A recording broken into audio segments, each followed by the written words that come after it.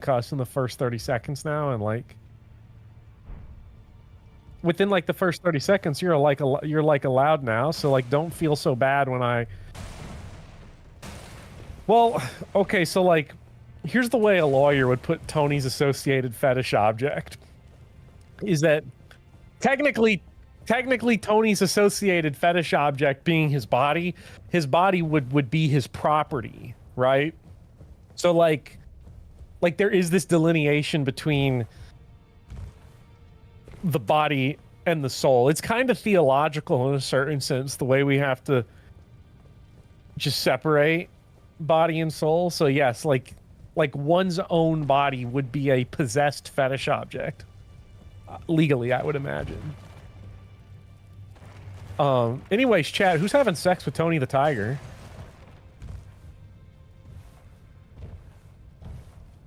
Don't break my heart like this.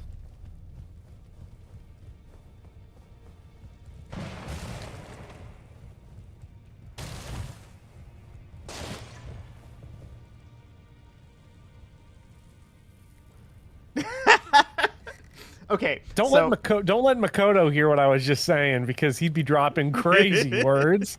He'd be thinking crazy things. Oh my god, that was just you uninterrupted? Oh, that's beautiful. That was me uninterrupted, oh, that's yeah. beautiful. I was talking about how you can't cuss, and then I was like asking you/chat, who I haven't acknowledged yet, if they were having sex with Tony the Tiger from Frosted Flake. Yeah. And the answer. Chat, is that no one is like saying yes or no. Yeah, I don't see any hands. I don't see any yes or no. That's because Hey, chat, what's going on? That's because their hands are too occupied having sex with Tony Tiger. It was just Tony fetish completely uninterrupted. Well,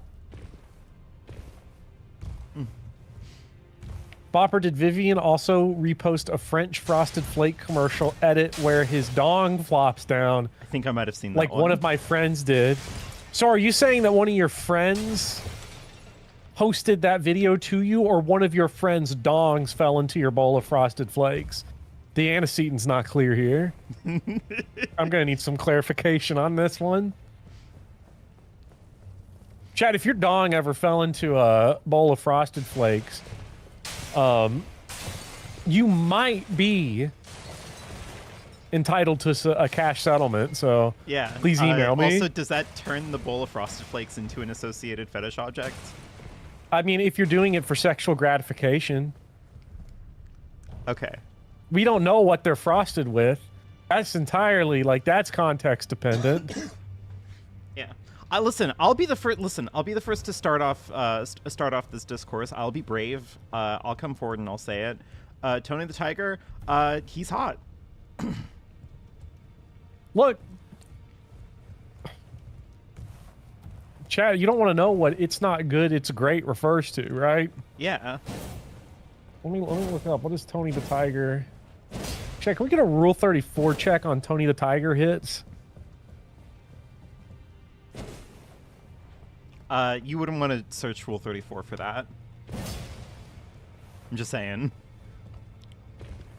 Well, I mean, I just know that one can give us, like, a number real quick, and I know, like, if some guy's here, he'll do it, so...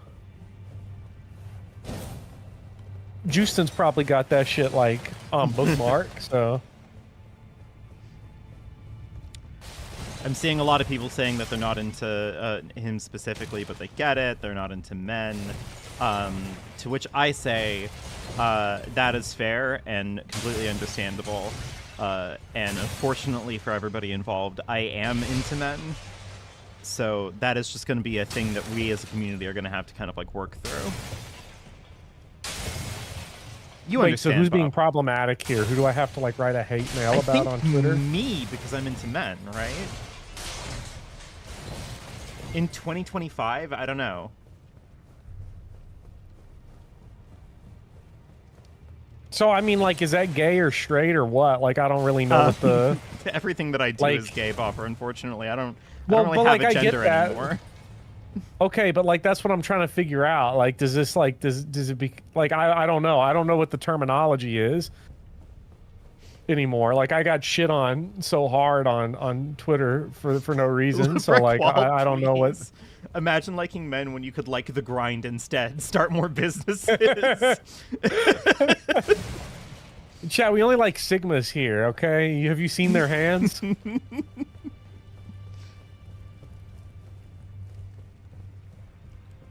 Oh, what's this guy's problem?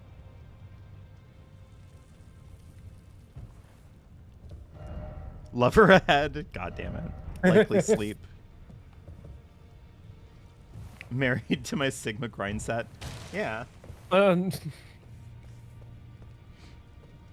Yeah, Chad, it's unfortunate, but like I do actually I have a fursona now, and it's a silverback gorilla in a pack of lemurs.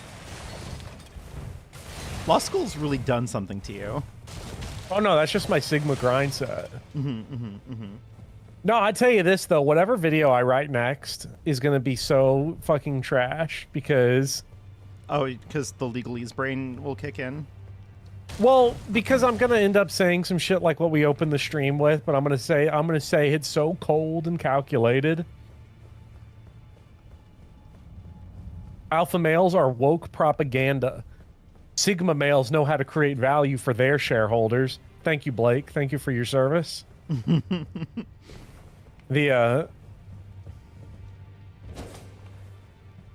I didn't like Sigma that much. He came across as creepy when he trauma dumped for someone else. I don't remember this scene. I remember basically nothing anymore. Which is wild to me because that is one of the scenes of all time. Is that VLR or ZTD where he does that? Absolutely, it's ZTD. See, my ZTD brain is just filled with Carlos. Like, that's the team that, like, is committed. That and the fax machine are fully committed to memory. I did call... Hold on, let me pull up the exact language here. I did call Carlos something very specific in... in my script. Yeah, okay. I do say they're joined now by Carlos, toxic bisexual cuckoldry enthusiast. I think that's about right. Yeah, I think that's about right. I have not. I'm gonna be on.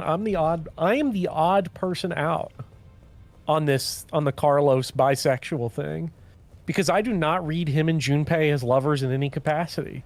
I do not read them as toxic yaoi. The term lover is pretty generous for them.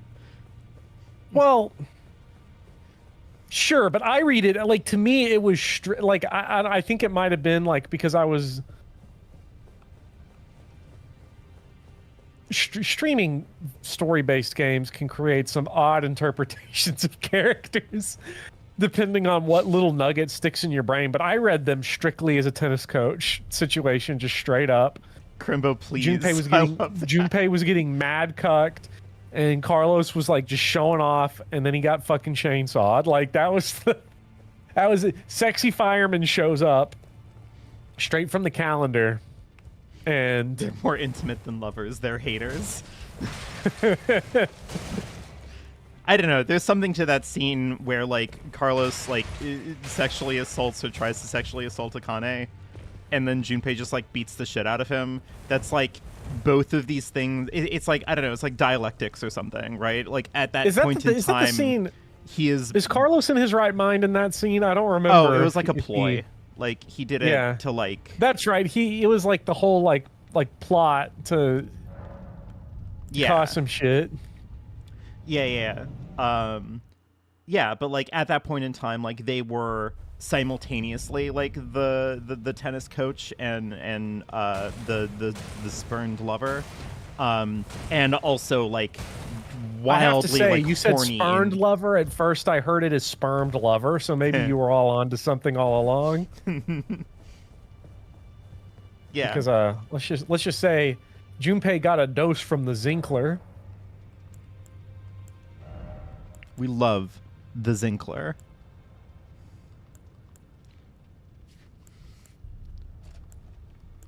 So, we should probably eventually like do something, right? You probably should.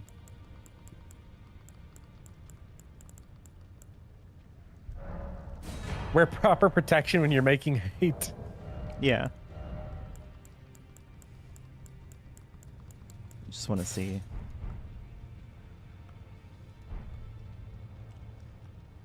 Vestige of my spurned lover. I was watching the stream this whole time. Let me. So the stream says finale is the DLC not planned.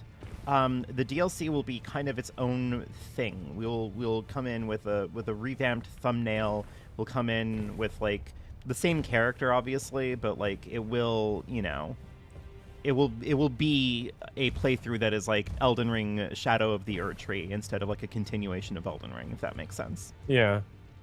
Yeah. It'll happen at some point. It'll happen at some point, but also and partially this is also on me because like I don't want to stream 3 times a week right now. Yeah, Bopper is getting busy. I'm getting busy. My school semester is starting up. I would also like to maybe lower my stream down to like my Baldur's Gate 3 stuff and then Danganronpa Saturdays, just so that way I have more time to focus on work. I feel like you've been getting blitzed by stream. You are not in New Game Plus forced in this game, some guy. The only games that New Game Plus force you are Demon Souls, Dark Souls 1, and Bloodborne. I thought Dark Souls 2 also. No, Dark Souls 2 does not. Oh, right. You got the ending. You're forced into an ending, but you have to like actively hit begin journey. Yeah, 2. for 3, Elden Ring, and 2, you can get endings, but like you're not forced. Okay. It's a New Game Plus. Yeah, I look, there's just a lot going on in my life right now, okay? Like, Zero Escape videos coming out in a few days somehow. My visual novel is coming out September 1st. I start work September 3rd. I'm just like everything is happening. Yeah, it's a lot. And I think once your Patreon also gets like fixed, which should be next month. I don't remember. So this is the last month of like of a tailspin. Ass. Yeah, on the 28th. Yeah.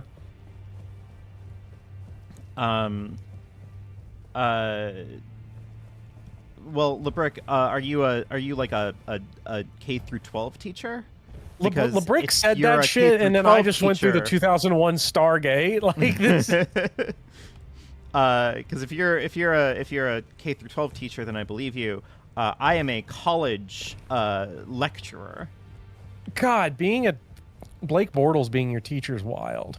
The now LeBrick Wall, if you were unaware, I used to teach K through 12. Yeah, and I'm amazed. I'm amazed I'm still here. Dealt you unparalleled harm. It's funny because like I don't want to say shit after like 1 week of professional graduate school, but it's been like kind of chill, honestly. The fact that I like just do the same amount of work that I was already doing before, but now it's like reading the traffic's worse, but it's just like reading and like listening to someone else talk.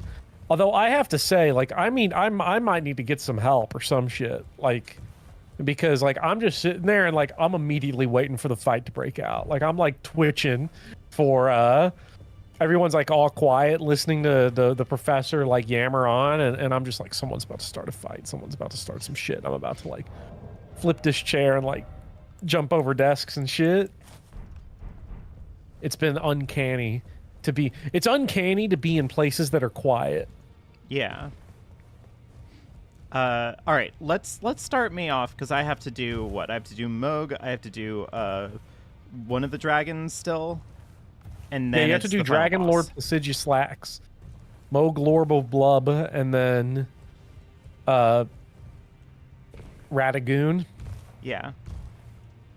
Which, like, at this point in time, respectfully to everybody, I am gonna summon for all of these fights unless like somebody explicitly says you should do this one-on-one, because one, I like seeing everybody's fun cosplays, and two, I'm gonna be real with you, a couple days ago I like burnt out pretty hard, and like yesterday I was just kind of in like a low energy like shutdown, which is why if anybody tried to get in touch with me yesterday, it was very, very difficult to do so because I am, or at the time was and still kind of am, a bit of a mess. So like I am not at peak performance. I am overwhelmed with work. I read an extremely good essay on the museum that I went to when I went to Anthrocon, and it has like drawn me into like an obsession around the video that I'm going to be making in November, and also like I have a lot to process after reading that essay. So like my head is not 100% in the game here. So like I say we bust these out, we have a good time, we bring in some folks to summon, and then we call it a wrap on Elden Ring until Shadow of the Erdtree. And Shadow of the Erdtree is going to be a lot of fun. Shadow of the Erdtree is going to be a lot of fun. I've also been considering arrangements for after Shadow of the Erdtree. Bopper, you and I bring in a third, and we just kind of run through Night Rain. I feel like that would take like what, like maybe like 3 or 4 streams tops. 2. That'd be a fun little diversion, right? Night Rain is so easy. I do hear that it is the worst FromSoft game ever conceived because it wasn't Dark Souls 1. Well, Night Rain has specifically gotten a lot easier because now that everyone's like beat the shit out of all the bosses, like you're going to be playing with people that all got like the top relics and the remembrance relics, and the experience and the meta has sort of been figured out. Like we know how to go around the map, and how like we know to just stack field bosses, and we know what, or bosses in general, and we know to like do the castles, and we can get to levels 14 and 15 consistently now, and we can, I guess like D is also dead. I think when we beat our first run of Night Rain, we were like level 10 maybe, and like barely squeaked by. Now it's like if you don't hit at least level 14, like you probably just had a network failure. And that's of course on top of we know how to get through all of the shifting earth events and get all the powerful stuff, and like Night Rain has been solved. It's gonna be fun because I think Shadow of the Erdtree for me is going to be a test on exploration and like piecing together everything. Because that I've made the call to put you in the blender for Shadows of the Erdtree. I'll still be able to summon for it. I'm not gonna like, I'm not gonna deprive people of their Blorbos. Yeah, but Renala, the legacy dungeons were never the issue though, and the bosses were never the issues. Yeah. So the issue is straightforwardly going to be, how the fuck do I remember how to like navigate a space? Yeah. But like, yeah, we'll do some Night Rain after Shadow of the Erdtree as like a fun little like palate cleanser, just like a breezy little breath of fresh air. It'll be great. Mm-hmm. Well, we need to get to the consecrated snowfield or crumbling Pharaoh Missoula. Yeah, let's get going.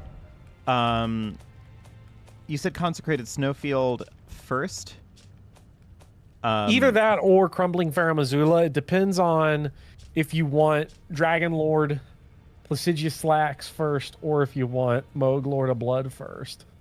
Let us do Dragon first. All right, we need to go to Crumbling Pharaoh Missoula. All right. And we need to get to one of these shits. I think it's beside the Great Bridge. Just towards the bottom. Oh, right there. Also, I think the thing that I'm going to do for Night Rain playthrough is, because I think it maths out correctly, but I think we're gonna make it so that I run as one character per boss clear, right? Because there's what, like 7? Right, that'll get you the trophy. Yeah, that'll get you the trophy. Yeah, so I'd like do one clear as one character, and then that and the other, and then I think the final one I get to pick my fave, and we'll go from there. Placidity. Oh my god. The placidity. The You're placidity. genius. Yeah. So we're gonna go up these stairs and then just turn around. Okay. Like we're gonna U-turn around the stairs. I can't summon, right? Yeah, of course not. Yeah, because you killed Malekith, but that's Well, fine. not summon. I mean, a torrent. Oh yeah, we're in a legacy dungeon here. So we're gonna go this way, and it's gonna take us to a crash out boss. When this game came out, every enemy was a crash out boss. So, but this one was definitely like up there. Can I not summon for this one?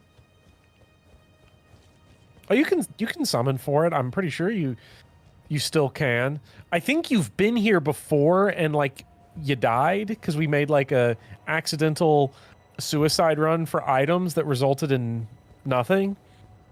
Oh, But that does nothing sound that we ended up using. familiar. I feel like there used to be enemies here. Are they just all dead now? Oh, it's I because saw like beasts.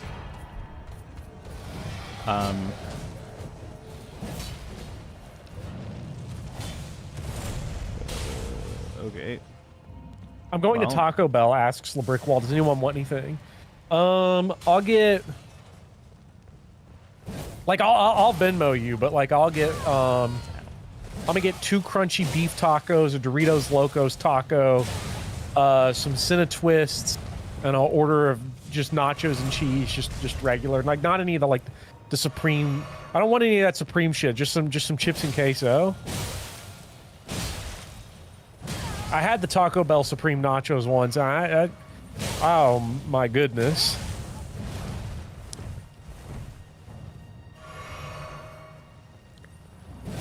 No! I misjudged. I remember all that. I'll get you some Diablo sauce. That order ain't hard, bro. I don't know what you're talking about.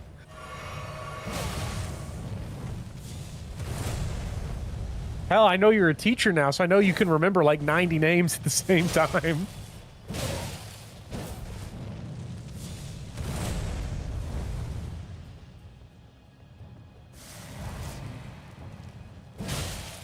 All I know about Taco Bell is that Chipotle is better. I don't think that's comparable. Chipotle sucks, first of all. All right, am I still going down this way? Yes, this is the correct way. But you did have to whoop on that guy to kind of... It is probably a good idea to just kind of whoop on everyone to make it easier to navigate, so it's not like a blind panic. Yeah.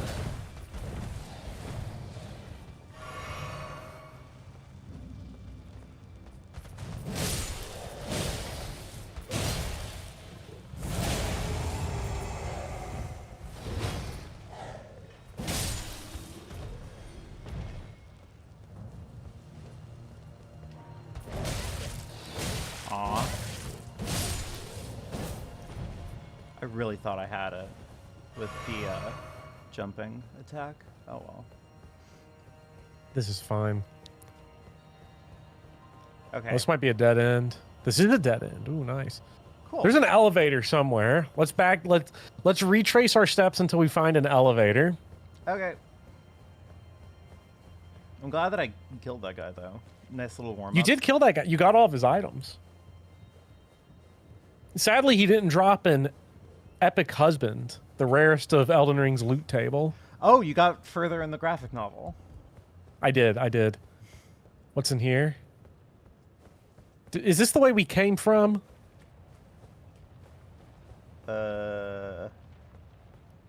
Maybe? Yeah, because yes, like this is the way we came from. Okay, so go back. Let's keep investigating. Like over there? But I can't. Well, go back.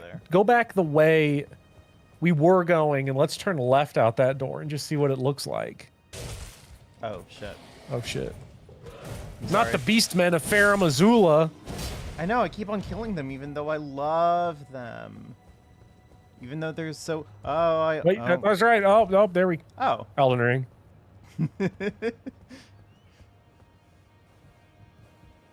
From the Grace, go down the stairs. It's the elevator behind... Oh, okay. So let's teleport back to the Grace and go the complete opposite direction. Oh, okay. See, Lord Pitten says I'm going to have some issues for day 5. One, if day 5 ever happens, buddy, I'm doing Placidusax first before Malakath, so it ain't going to be a problem. The summons are all going to take me there.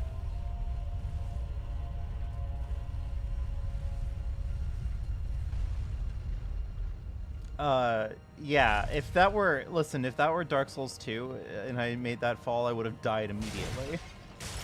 Yeah, Elden Ring technically does have fall damage, but like there's such a short window between fall damage and death, and most of it is just composed of no fall damage.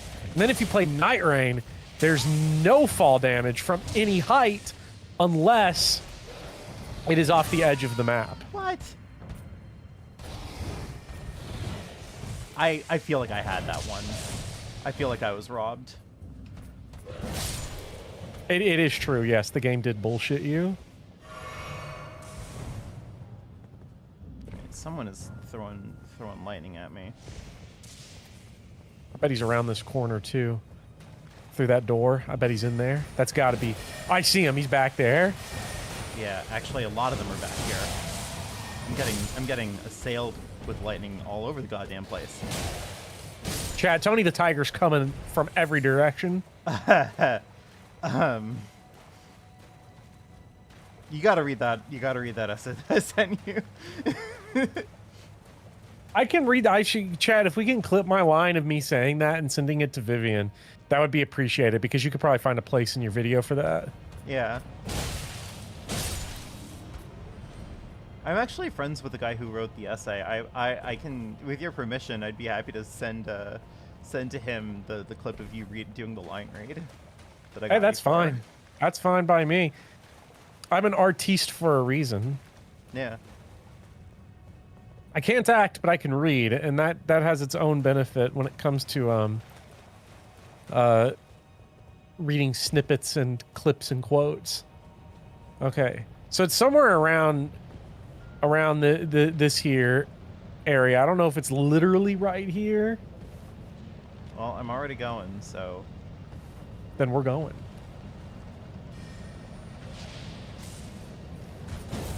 What? Oh my god. He backstepped. Read He me. did He read okay, my let's go inputs. back. Yeah, this game's bullshit. Let's go back. Okay. I think it is closer to the... Let's take some observations. I see a cliff down there. I think we're looking for that. You see it? Oh yeah. Like you can 100% make those jumps. Maybe not from right here. I was gonna say maybe not from right here. I would get out your little glow rocks to test those drops, but I think we can Yeah. find a shorter one. I think we can find some shorter ones around here. I wouldn't make that one. Let's go around the edge here. Let's edge this rock and see what we can find. Edge. Undo. Huh.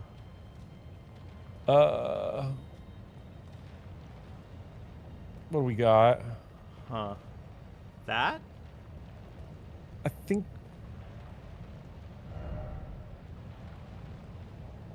I wonder if we could land on... Shit. I think you went right to the left of it. To the right of that little Yeah, drop I think there was like was a little thing. little protruding rock we could have Yeah. hit. Yeah. So I do. think edging streak. We love Ezak, I'm on a crazy edging streak, let me tell you. So I've been taking zinc tablets lately. Right? Actually, can I start summoning yet? Maybe. Yeah, I'm not sure how... I don't know how the rules work in Elden Ring's Legacy Dungeons compared to the other games.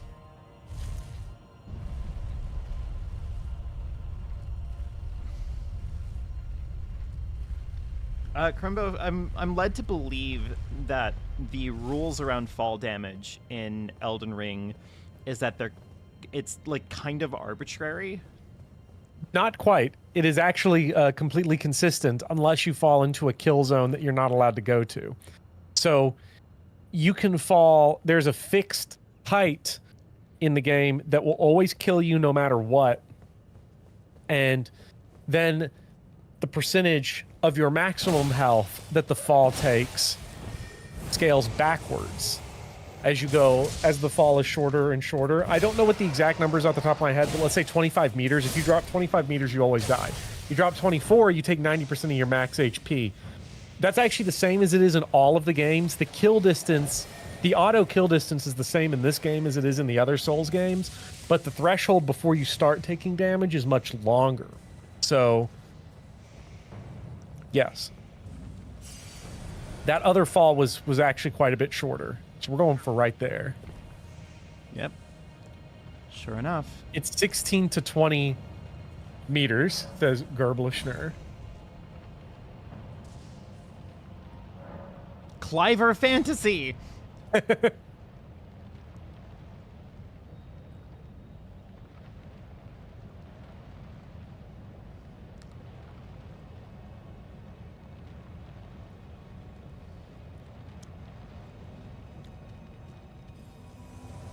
Yeah. What an excellent man could be cosplay. anyone. Look at that. It's so good. That is really good.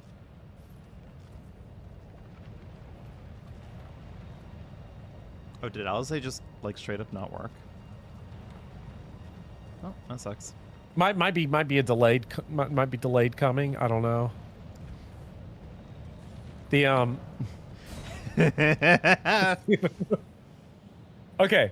Okay. You know who I just saw a clip of make the rounds that I hadn't seen a clip of in like a million years? Who? Ben Shapiro. You remember his Ew. plywood? Remember his plywood thing? Yeah, we're Where he went to Home Depot? Drag King Ben Shapiro. Of course I remember. Yeah. So I thought he died. Like I didn't know he was Yeah. I didn't. I forget if this is like a emote area or not. Where you got to do like some kind of nameless king shit. Yeah, you have to use the lay down prompt in that little cubby next to Clive Fantasy. Oh, because it kind of looks like a person's Yeah. outline or some shit. Yeah, all the others have like skeletons in it, and this one doesn't.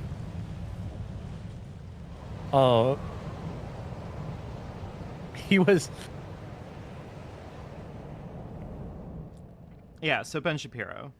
Ben Shapiro was going on about how there was like some clip of Zoran Mamdani like lifting weights in a park, and Ben Shapiro like literally started going into like muscle bro soy science, talking about how he can bench 215 reps easy, and you're like a beta male if you can't at least bench body weight. And like, man, I forgot what kind of legendary embarrassment this dude was. Like, he's just still dropping hits like that after all this time.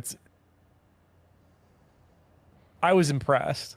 I want to see him lift those weights. Yeah. He's gonna go to like a fitness. He's gonna go to a sporting goods store, and he's gonna buy like a 15-pound plate and have it in a plastic bag like that plywood. Hold it up. Yeah. God, that's so stupid. Yeah. Apparently Charlie Kirk still exists, and his entire face has like shrunk out of existence. It was really scary when I saw it. Yeah. He's gonna hold a 3-pound dumbbell in the same pose as the plywood picture. He has to just wait for like the right gym to go through some kind of like mindless brand redesign to like go like, oh, this gym is being affected by like woke culture. Here's me at the proper masculine gym, like in his like jeans and t-shirt or some shit. Yeah. I don't know how many people here are into men, but like let us know if you love beat red, geared up alpha males.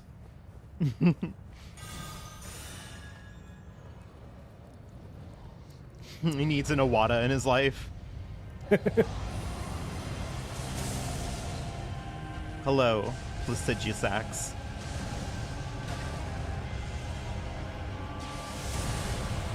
Yeah, this was a crash out boss when the game launched, like every boss. it was like too hard and showed how bad From Software has gotten, how lazy their design is. Ow. I think this fight looks awesome. Okay, if I could stop, like, getting... You're in the heel like, loop? Yeah. Why am I... Ah! Why are we fighting a giant enemy locked on? Have we Yeah, learned exactly. nothing? That's exactly what I was about to say. Is like, why am I doing this?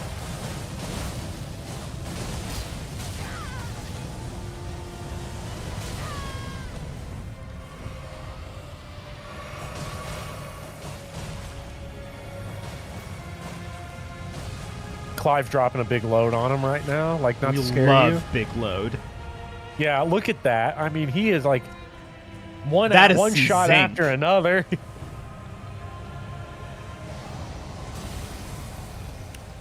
Well, he seems to have turned into dust. Yeah, he ran away.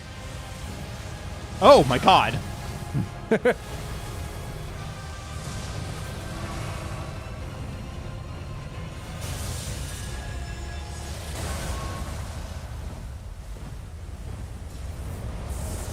Jesus!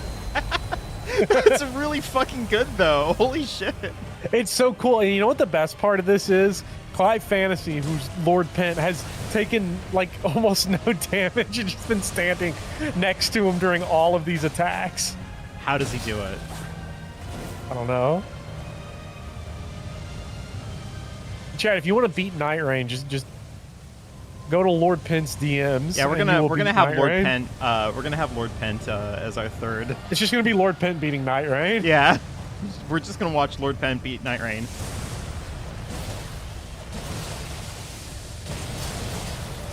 This feels like a Night Rain boss right now. A little bit, and maybe that's because we have three of us. But you know, 3 of us and no one's doing yellow damage, so. yeah, And it teleports too. it There's really, some Night Rain bosses that love doing that. yeah, it really is just kind of everything. We gotta get these. He hasn't been stance broken a single time. Yeah, like what the fuck's Dragon Lord happening? might be him.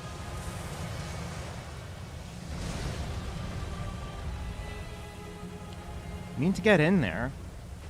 Chad, who's played Shadows of the Erdtree, knows that Oh, like he this fight keeps is running. so cool, and just Ow. gets like Oh my god.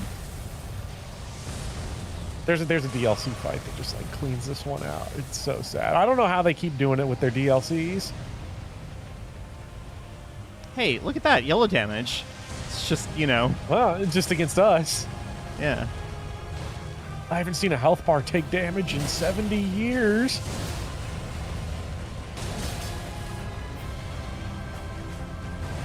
Is this guy... I don't... Is he susceptible to black flame damage? He Doesn't might look not like be. it. Because I think the max HP bar also lowers with black flame. Yeah.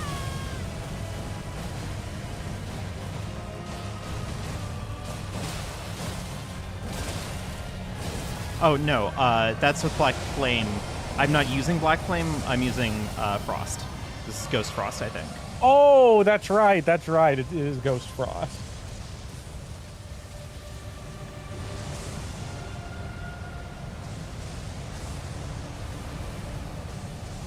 Look at him over there. This is such Playing a cool range- fight. Are you Playing kidding ranged me? combat. I hate to break it. I know he might be a dragon, but this guy, he's a beta male. I'm sorry. He is engaged. Not like your contracts, Professor. No, I'm not afraid of Chicago. I'm not a beta male, is something that one of my law professors said. Ah. Come on, that was cool, though. They should have let me have that. Yeah. Woo!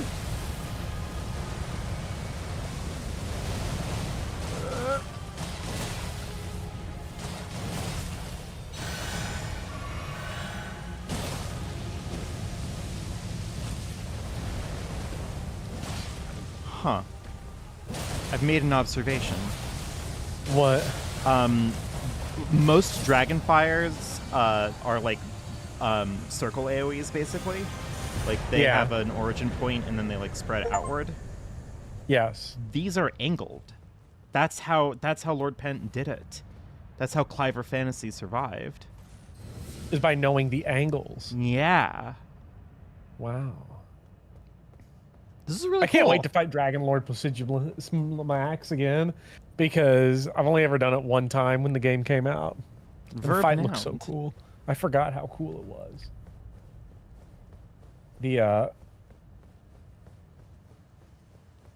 Whenever I think of like alpha male and beta male, like I don't think anybody would ever understand this reference, but there used to be like a guy, I'm pretty sure this guy definitely died.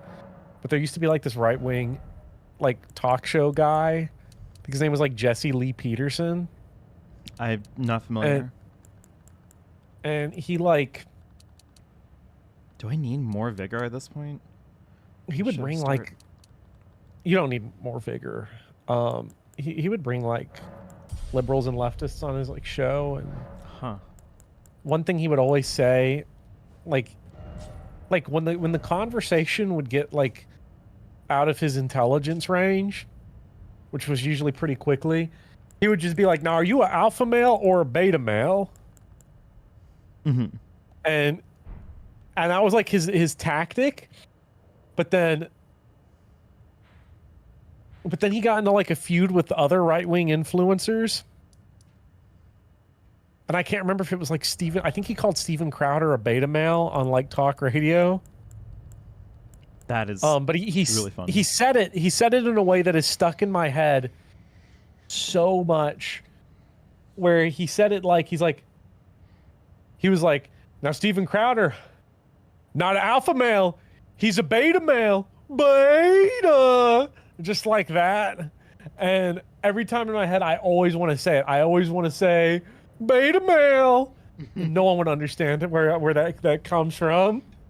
I have a similar thing, but it is just from an old H Bomber Guy video where he had ContraPoints like reading one of these quotes, and she's just like, beta males. It's really fucking good.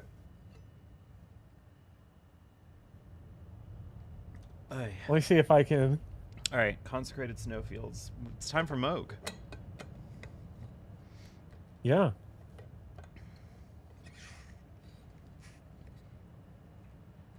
I'm also realizing like we should maybe try to like, we're gonna turn this into a podcast. Yeah. Because we're gonna do this, and then we're gonna do Radagon, and then that's it, right? Yeah. Yeah. Radagoon. Hey, good luck finding Moog's Palace of Pleasure, because I don't remember what the fuck where it is. Chat.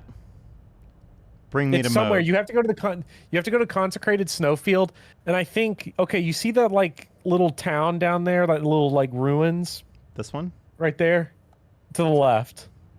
To the left. You've already seen it, so it's like got like a mark. Like you've already up. It's got like a map marker on it because you've already been there. The yellow Annex ruins. I think there's a. If you look at the map, you see there's that little cliff to the side, to the left, right there, where there like is. I think there's a teleporter right there on that spot. I think. All right. Sure.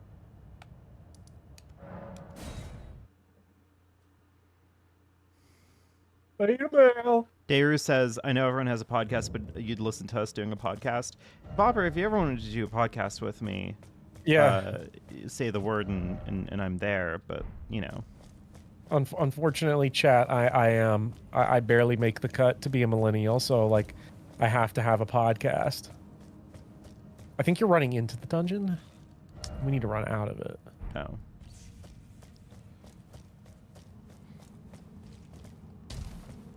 A podcast would be good to avoid ever having to do scripted content again, so it would be the ultimate way to sell out. It would while be, I'm in school. It would be pretty good. I also just kind of like talking with you, and we do podcast stuff on stream already a lot. It's just that, like, for me, it's very, like, I feel like our podcasts are very, like, all over the place because I have trouble focusing on things. So, given no real sense of direction, I'll just kind of like yammer about stuff. Well, there would be no sense to do a podcast insofar as I think we would get like half an hour into the conversation and we'd be like, our hands need to do some shit where we got to play a video game. And then we're just playing video game. And then it's just a stream. Then it's just a stream. Yeah. Yeah, but like the idea, you know, of the Yammer stream. Isn't that like a stream genre on Twitch? You just listen to people talk? Is that like a thing? That kind of feels like a thing. Okay, so this is what we highlighted. Then I must be completely wrong. But it's along a cliff. Just chatting is the term, says Philip. Philip, I apologize in spirit because I almost did the thing I do sometimes where I'll shorthand someone's name. So I almost called you PP, and I apologize for that. Phil Pry? Yeah.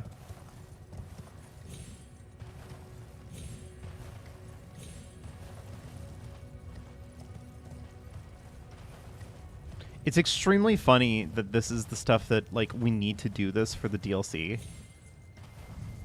Yes, this is Is this part of the controversy that happened, that people were like, how dare FromSoft, like, hide their DLC? I paid good money to do DLC. You should just give me the thing that takes me there. I want to say there was, but like I can't remember. Who? I'll tell you. You know who that sounds like? That sounds like a Stephanie Sterling complaint. I'm gonna have to go check. We can't listen. Because listen. We can't because spend the all this FromSoft, time. Well, the FromSoft fans, to me specifically, seem. Uh-oh. That means you're about to get mounted by something else. The FromSoft fans. The FromSoft fans don't really complain about like that type of thing. They usually complain about anything that forces them to take damage. And I use forces very liberally in this instance. We'll call it anything that introduces skill issue.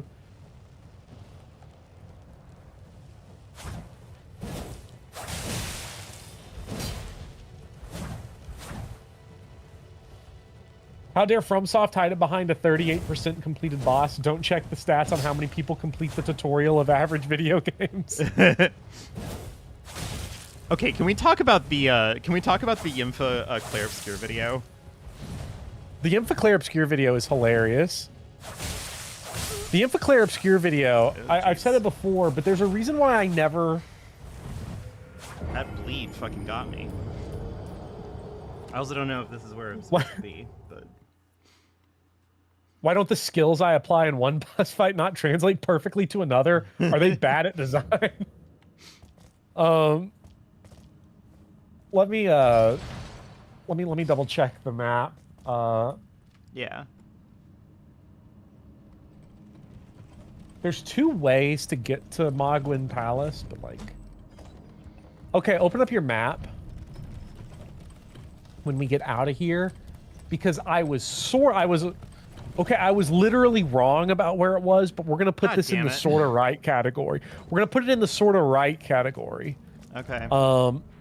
So it is literally right next to where your freaking bloodstain is. You're to the left of it, just up a little bit, just up and to the left, like right there. Yeah. Now I have to go and fight the Sanguine Noble. Ugh. You do have to beat the Sanguine Noble. God damn it. It is sad, yes. Lord Pent will have to beat the Sanguine Noble, but shut up. I can beat the Sanguine Noble. Where am I going? I can beat the Sanguine Noble the moment that I remember how to get there. So Ympha's video on Claire Obscure is another case of why I will never, or not never, but why I generally try to avoid statements of this is bad design, or this is impossible, or this is forced damage, or this is that, or the game is too hard, or the game is unfair, or the game doesn't give you the tools to deal with it, because usually that's... In most cases, for games like Elden Ring, or games like Clair Obscur, that's just not going to be the case. Like, they didn't... This is going to sound like a put down on like indie games a little bit, although I don't mean it that way. But for games like this with huge teams, like those type of cataclysmic issues just don't happen. Like, Elden Ring doesn't get through the number of people that actually worked on it to end up with the problems that people early on claimed that it had. Claims that have vanished the more people have played the game and understood it.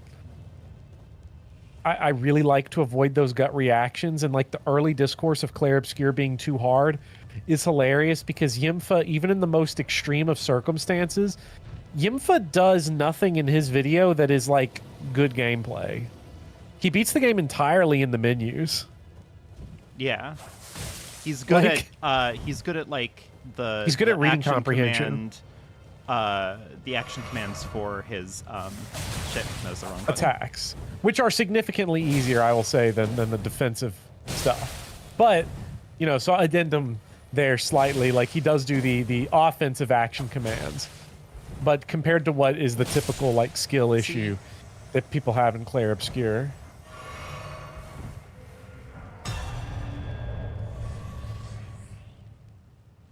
Okay. So now what? Some kind of dog asks what the multiplayer password is. Is it Oh. 11037? The password is still What is it here? 11037. Yeah. Can we get like an on-screen confirmation? Yeah. Yes. Yeah. Finger? People saying finger? Fencer? And Lord Pent has been disconnected from Parsec. Hey, there's the teleporter. Oh my god, shut up. Everyone's mean to me. I'm not being mean to you. I am congratulating myself for not getting it wrong. Hey, I hope there's nothing wrong with this teleporter. I don't know what you're talking about. It looked very bloody.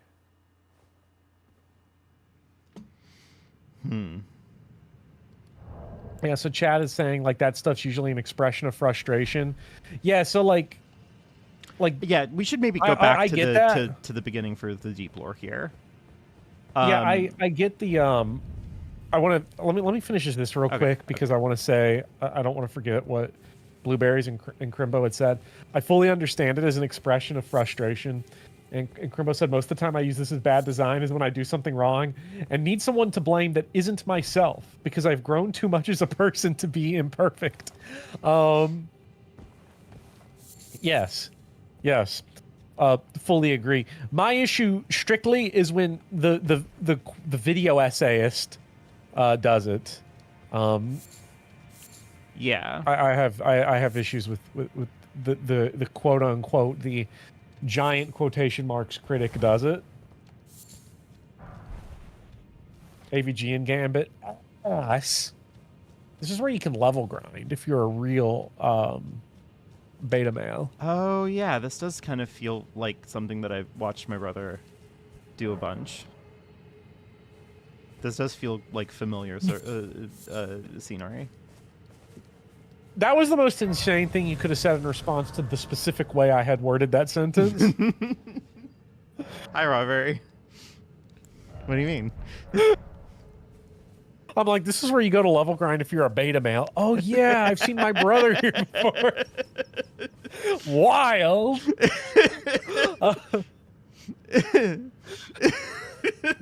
Sorry. Hello, Robert. Anyway, all of this is to say, oh yeah, because like you kill these guys for like cheap.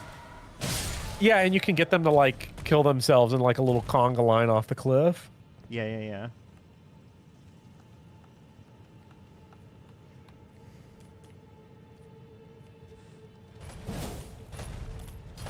It would have been extremely funny if he just like somersaulted his way off the cliff.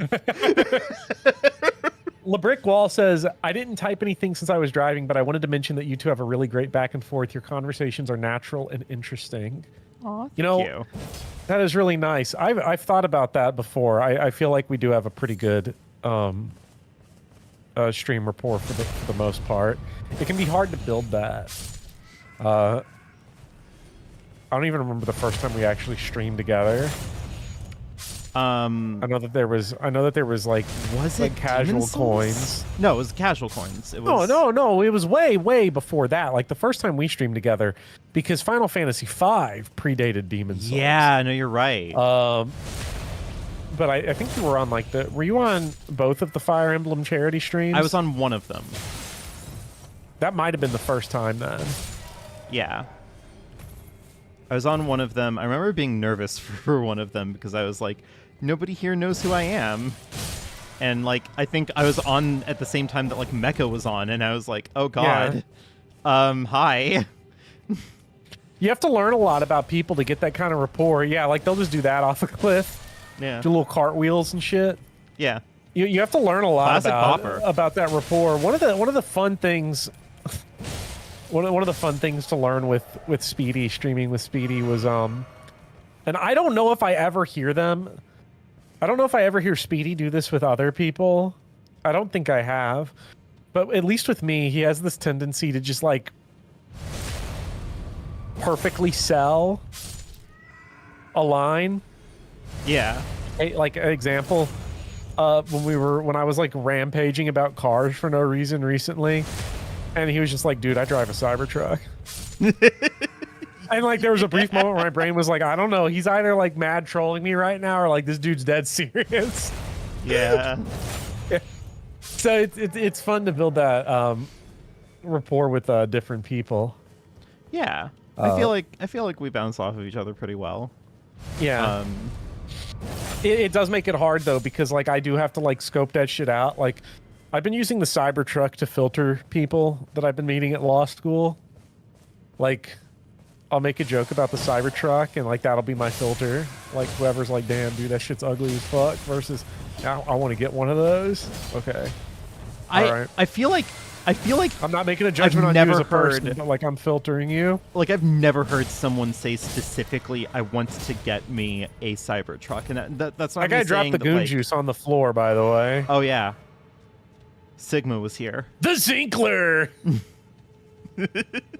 I'm not saying this is like a that definitely didn't happen or anything. Like I'm not calling you a liar or anything, but I do find it like unsettling on some level to understand that there are people in the world who are genuinely going, wait, I can summon, can't I? What the fuck am I doing? Yeah.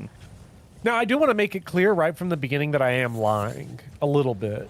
Okay. Because no one has said, like, I want to Very get a brave Cybertruck, of you, by the way. but, like, you can... But it's like, that's the vibe they're giving off, is like, I'm an Elon bro, I like the Cybertruck. You know... Because once you like the Cybertruck, you do probably use alpha male and beta male unironically. Although I gotta say, alpha male and beta male might be the one thing where like the conservative grifters and the gym bros are actually like the check is coming due, because they have lost total control of those phrases. This seems kind of unfair. Yeah, this is a nightmare. But you know what? Hey, at least you're not fighting the 1.0 versions of those dogs, because those dogs used to be like glitched out like crazy and could just one-shot you. That is what we call in the business. They're hit with their damage. I don't remember what the exact reason is. I'd have to go back to the Zuli the Witch video, but I think they, like, every single frame of their bite was active damage. So you would get like 60 tapped in a second. Jesus. Yeah, that was not intentional, so they patched that out.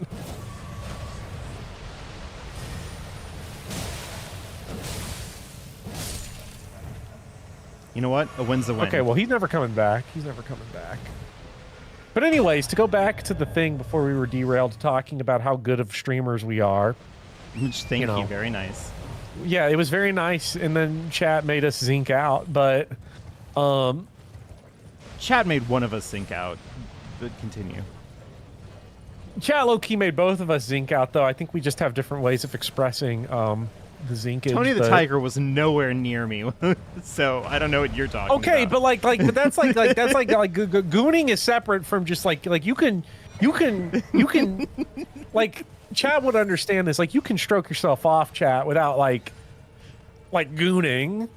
Sometimes it's about yourself, you know. We're not talking about like, you know, some of the, you know, it's one of the rarest items on the Elden Ring loot table, but you can actually find on some of these Gooner enemies here, like sometimes they will drop. Oh my god, another one. They will sometimes drop a 15 gigabyte thumb drive of softcore pornography. So like, look out for that one. And it's the same one. Bopper, Well, did you just different. They're straight both up lie to me? nameless. About what? About this guy.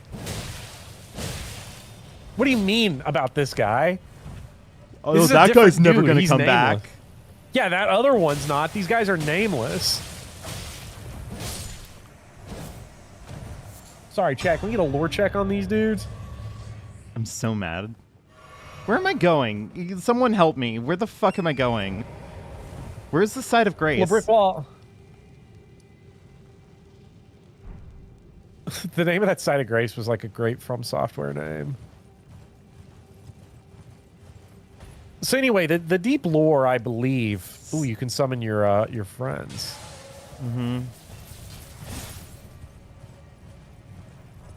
I guess these guys are the bone wheels because we don't have bone wheels in this game. I don't think we have bone wheels in Elden Ring.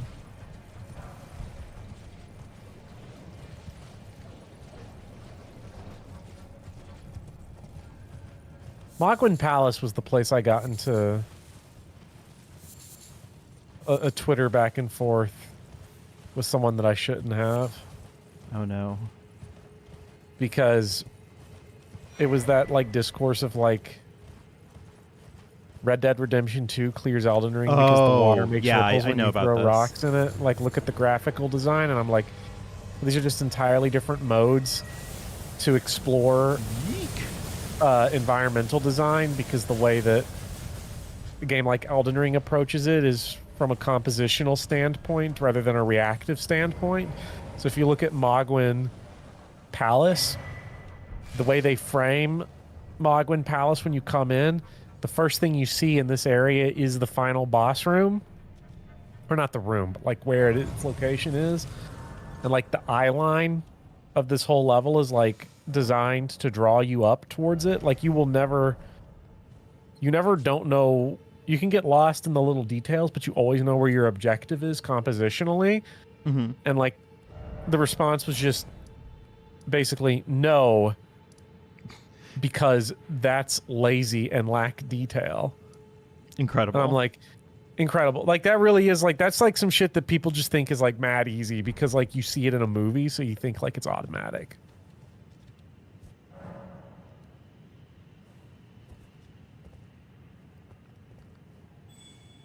Calcium turnstiles. They want to protect Moog's hard drive. So I don't. So the deep lore, because I was talking about, I don't like to make complaints about games being unfair, bad, because that's how you get Apple. That's how you get the coconut cream pie thrown on your face. Mm-hmm. Were you about Chat, to say that's not apple coconut pie thrown cream. on your face? Because like, you don't want to throw an apple pie. You really don't. I want to get that good cream on my face. So that's why we're going with the coconut cream pie. Apple pie is like too hefty. You know? It's very delicious though. I actually kind of want an apple pie right now. I make a mean homemade apple pie. Let me tell you, Chad. Well, get over here. Me over and give me an apple pie and one of Kentucky's famous edibles and see what happens. Hey, look, chat. I have an open door policy, so you know if you want apple pie, like, or you want to do some laundry, like I'll charge less than you get at the laundromat. Just put the quarters in the jar. When was the last time I made a pie? I made like an Oasis pie, like a chocolate Oasis pie once. That was really good. I don't have like just a pie recipe that. it just photographed terribly because I wanted to do it was one of those things where it's like you do like the Oreo cookie crust and it's like a chocolate like custard pie, and then you like thin sliced strawberries, and I did this like really like intricate like arrangement to make the strawberries look like a big like blossom flower on top of it. It was really visually impressive. Yeah. And then I'm like, oh, I want to like top this with a little tiny bit of like shaved chocolate flakes. And I didn't go for dark Oh, chocolate, that's decadent. which was bad. Not that it didn't taste good, because like did taste quite good, in fact. But the problem with using milk chocolate is that when you shave them that thin, when you shave like milk chocolate that thin, it looked like there were wood chips on the like pie, which like, you know, that's not a good aesthetic. You don't want that. You don't like that content. So unfortunately, it ended up being kind of an ugly looking pie, but God, it tasted good.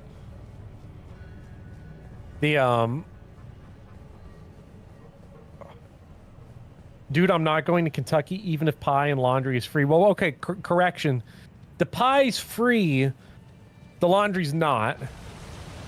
I just am going to charge you less than you get at a laundromat, right? Like, I will run it at cost, but like you got to bring your own. Like you got to bring your own like tab. You got to bring your own Tide Pod. I'm not. I mean, like I can't be out here financing everybody's laundry. Laundry's not free over here either. I have to literally pay for it. Yeah.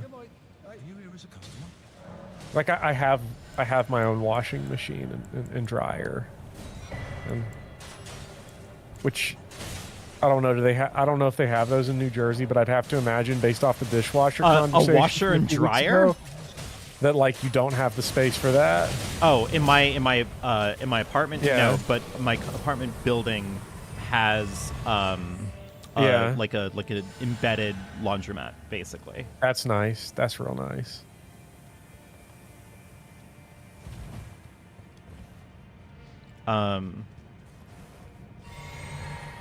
Kentucky is better Missouri. That's Look, true. all I'm saying, Kentucky. As someone who was Kentucky, born in Missouri and therefore am allowed to opine about this, that's true. Kentucky's not as bad as people think.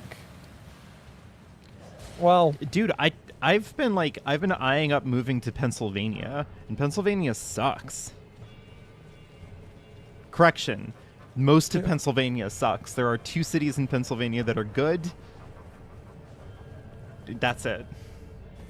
Basically the sweet spot of what you're looking for in the United States is you're looking for a blue city in a red state. No, because that's how you get real. Well, it depends on the red state. It's how you get Austin. You need a blue city in a state with a blue governor at least, because Kentucky's a red state with Andy Bashir, who's like openly defying all of like Trump's executive orders on LGBT people. Which state is considered the best to live in? By who? I think that's a purely subjective. Well, you can get your passport in any state.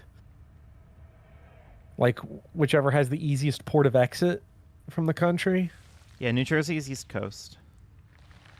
Ohio will just motivate you faster, so like maybe. Yeah, in the U.S., I mean, go there. Well, but that's still subjective. Like it depends entirely on like what you want out of the living experience. If you're looking for like which state offers you the most like protection, like legally speaking, then like New Jersey is one of the best states there is.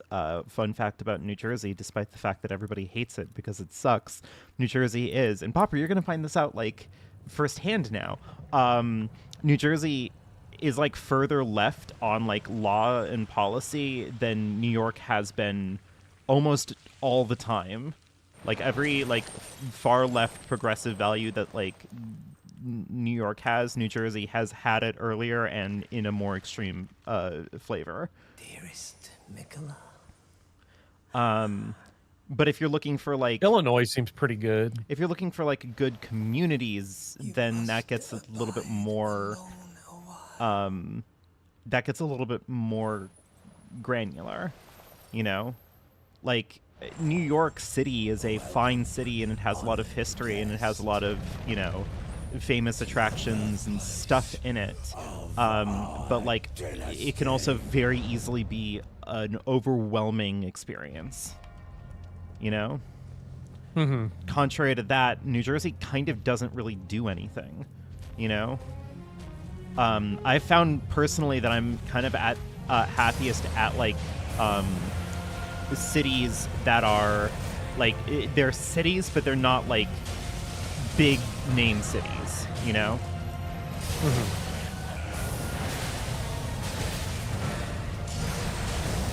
I think that mad bias is Kentucky.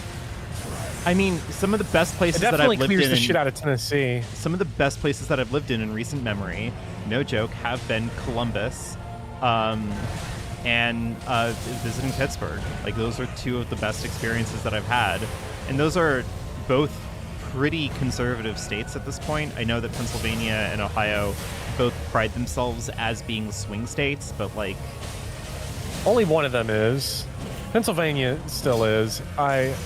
Ohio is like cooked. I mean, they're done. Yeah.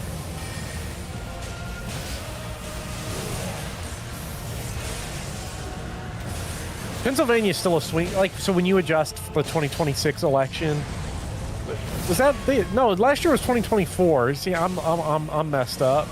2024's election like makes a lot more sense when you understand that it was low voter turnout was a big cause of it. So then states like Pennsylvania and Wisconsin still operate as swing states, but then like Ohio like is teetering on the edge. I don't know what the fuck happened with Florida.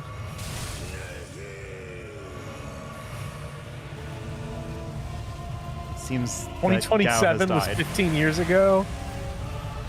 Is Wedge dead? Yes, everyone is dead. Not you. Yeah, well, you know. I kind of wish that, like, if all of your companions I think die, everyone forgot about this. I kind of wish that if all of your companions die, you were allowed to, like, use your Ash summons again. Yeah. But at the same time, when all the summons die, that there is like a, you know, the vibes are already so bad.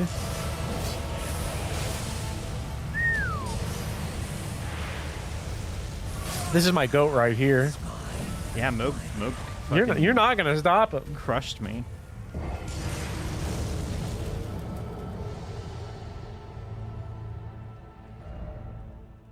It's okay, everyone. Like, is Florida Crimbo? Now I'm curious. Is Florida? I mean, only the way that it is because of demographic shifts in the state. I mean, is it literally just been overwhelmed by Americans moving there to be conservative? Like, not a stake of America here? No, there is. Or not a stake, a summons circle.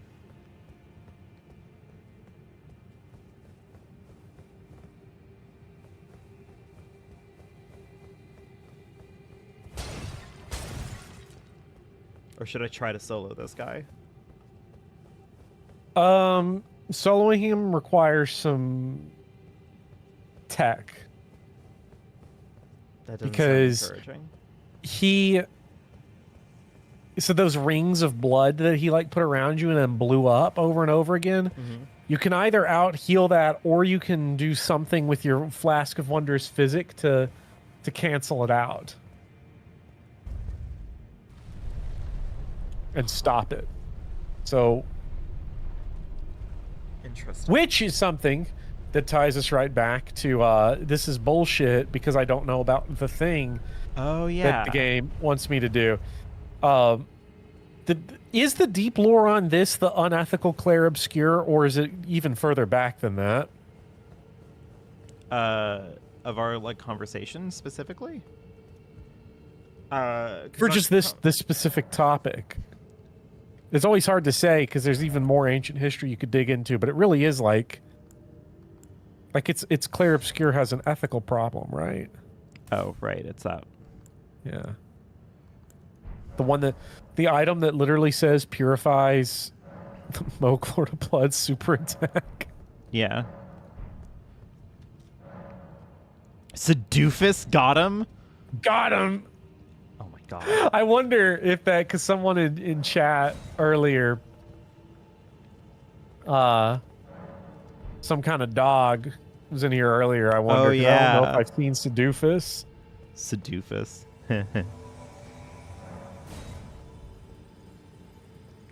That's not a bad Sid. Chat, what's the over-under? That's a pretty good Sid given Elden Ring's character creator. Yeah, seriously.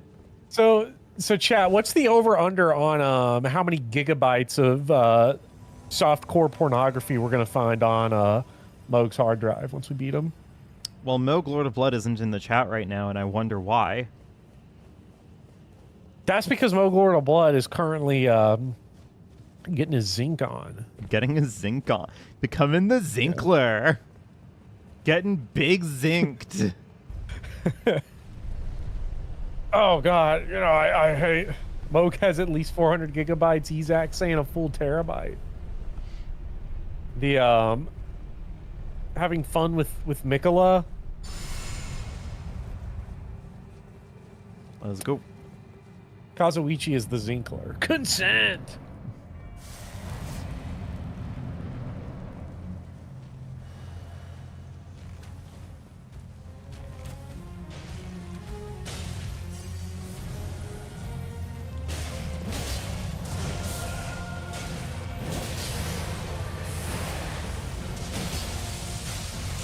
Jump heavies. I love jump heavy.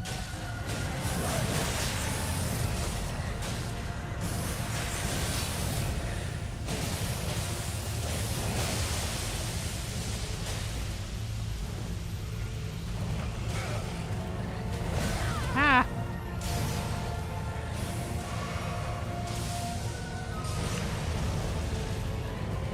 I invited Big Moog over to toss the pigskin and get wasted. He said he's sick of blood, and he has been replacing the iron in his bloodstream with zinc. It's pretty embarrassing. Oh god. Hi, Monoblake. It is yeah. extremely funny to see you here, because Monoblake is, at this point in time, a character in our lore that is basically inscrutable now. Like, Yeah, you and have you to, like, know- know everything about our, like, shared lore to understand what the fuck is happening here. Drink your thing, drink your thing. Oh, is it now? I believe so. Ain't that what it's for? Well, whatever it is, it's showing up in your active status bar, so... Yeah. Oh, yeah.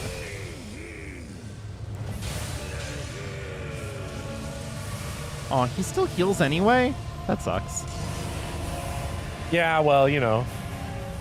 I actually don't know if you can stop the heal. I can't remember.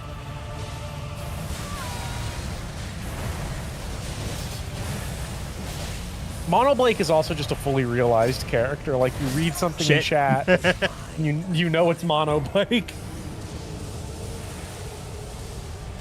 That one's on me, guys. I'm sorry.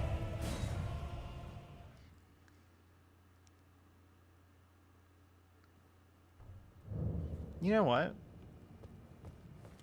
What? I'm gonna try a cheeky solo run. I mean, you have the Why not? power. You know? All right. Let's see what the ethics of Elden Ring are like when fought solo.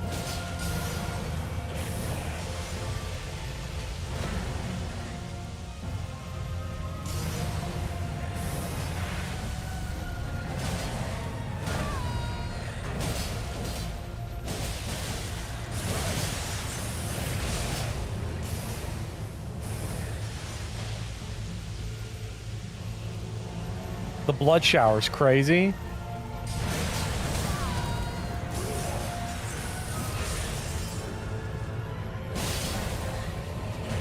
My wires are definitely getting like crossed up though because he does that like little slash. And I keep expecting it to be the promised consort Radon exploding blood slash. Probably this. I wonder how Mimic Tier is gonna.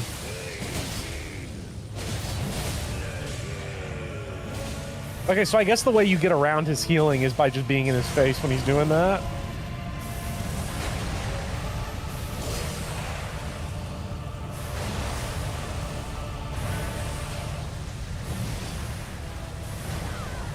I love Mimic Tier. Mimic Tier's always going for the jump heavies. Right? It knows what it wants. It knows the tech. Here I am doing the same thing. 'Cause we know we want that satisfaction. Yeah. You want the yellow damage? Okay, one attempt. Yeah, Elden Ring's not that hard. I'm just gonna say it. I'm just gonna say it. There's a reason why this game has the clear percentages that it does. Because it takes a certain, okay, so it takes a very, From Software fans are so fucking funny. Like, they are like the eternally persecuted fan base. I meant one solo attempt. Come on. Oh, I wasn't disagreeing with your statement of how many attempts it took. Oh, I'm saying, Amatil said third, and I was like, technically yes, but like, first solo attempt. So, okay. From Software fans are like low-key kind of crazy because I think they forgot how video games work. Yeah. Because basically what'll happen is like, you'll have to see the second someone takes any damage from anything, we get like 8 video essays about like that shit. And like most people, when they just play the games, you look at the clear percentages on this, and they're just like, oh, getting hit and shit is just like a normal thing that happens in like video games. Like they just play it like it's like a regular ass game. But From Software fans, somewhere, a certain sect of them somewhere got like this mega persecution complex about like beating games that are quote unquote way too hard.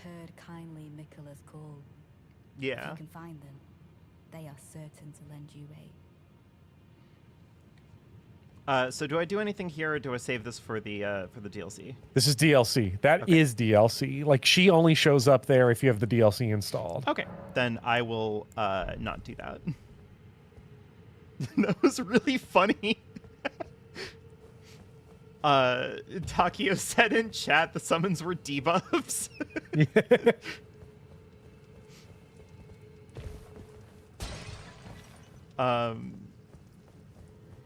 Does anyone support AI artists, quotation marks, on patreon.com?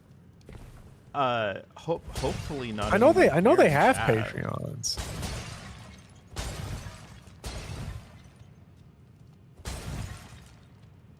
It was week 1 of law school, and I was watching people asking ChatGPT to like summarize these cases, and I'm like, it's just gonna make crazy shit up. I've had to go to multiple talks about AI programs and how good they can be for your research, and I'm like, I'm not setting myself up for failure, so I'm not going to that. Yeah, actually, people have passed law school. Let me put it this way. Hold on. Let me maybe see if I can provide some shocking bit of clarity here. Rudy Giuliani graduated from law school before ChatGPT existed. Look, I have to tell myself shit like that all the time. Like, Hakeem Jeffries got a law degree from New York University. What was the Blue Sky post that I shared with you, that like asking Hakeem Jeffries anything is like asking Jordan Peterson if he believes in God? Yeah. Like, I am definitely having like crazy imposter syndrome, but it's 100% a trauma response from my last 6 years in classroom. Yeah. When I like look around, I'm like, damn. The Get Good crowd was unbearable back in 2015. Oh, yeah. Okay. I think that's why Elden Ring triggered the fuck out of that crowd, because you had to approach this game differently and with like a whole different mindset. Unfortunately, like, when you go back, in a lot of ways, Elden Ring is like one in the menu. Yeah. Not to the extent that like Demon Souls can be one frequently in the menu, but like you got to check what your shit does in Elden Ring, and you also like, you have to acknowledge that the new shit was put in the game for a reason. Like, they didn't accidentally add all the Ashes of War and the all the infusions and all the craftable items and the jump attacks and the attacks and the new weapon types. Like, they didn't add all that, like ChatGPT didn't put it in the game. Oh my god. The well, this does bring me to like the story that we've been trying and failing to like get to, because I keep on getting distracted. because by that's the because human we got thrown off by zinking ourselves up. I Yeah. understand. But like, so the Get Good crowd, Steph Sterling, who I just want to clear the air just for like my own peace of mind here. I have no major qualms with Steph Sterling. I think that she's like a good person. This is not like some kind of indictment on her as like a moral actor or whatever. But I am going to be a little bit petty because she made this video where she was like, Claire Obscure is like too hard, and I definitely suck at it, but also like I didn't figure out that I was going to suck at it until after like the 2 hours where like I was able to refund the game, and now like I can't play it and they got my money, and I don't know, there's like an ethical conversation to be had about that. And then like a week later or so, like came in with a follow-up video that was like, oh, I learned how to get good at Claire Obscura, but like my original point still stands, basically. This is the classic. This is the folly of weekly videos that are also editorials. Yeah. That have to be about the hot thing. And I had some issues with that video, but I kind of shelved it because, one, I have not yet played Claire Obscure, even though I want to, but I'm being responsible and I haven't bought it yet, and I'm like very tight on money, so I'm not gonna like go and impulse purchase Claire Obscure right now. I need to wait for my paychecks to come in so I can make sure that I have money to buy food to eat. You know, Yeah. I'm trying to be responsible here. To derail slightly before going back, I just want to address Ezak. Yes, there is Zinc discourse. Zinc is the current supplement de jour of certain right-wing fitness and male influencers because it is allegedly, and by that we mean scientifically proven, to increase your sperm count or like your semen or something. It increases something or other in there and makes you yeah, it makes you an alpha male. LeBrick, while you assuming provide can a get laid. compelling argument, I don't need groceries this week. I need Claire Obscure. You're so right. We got eye soup. You know, they didn't invent eye soup for nothing.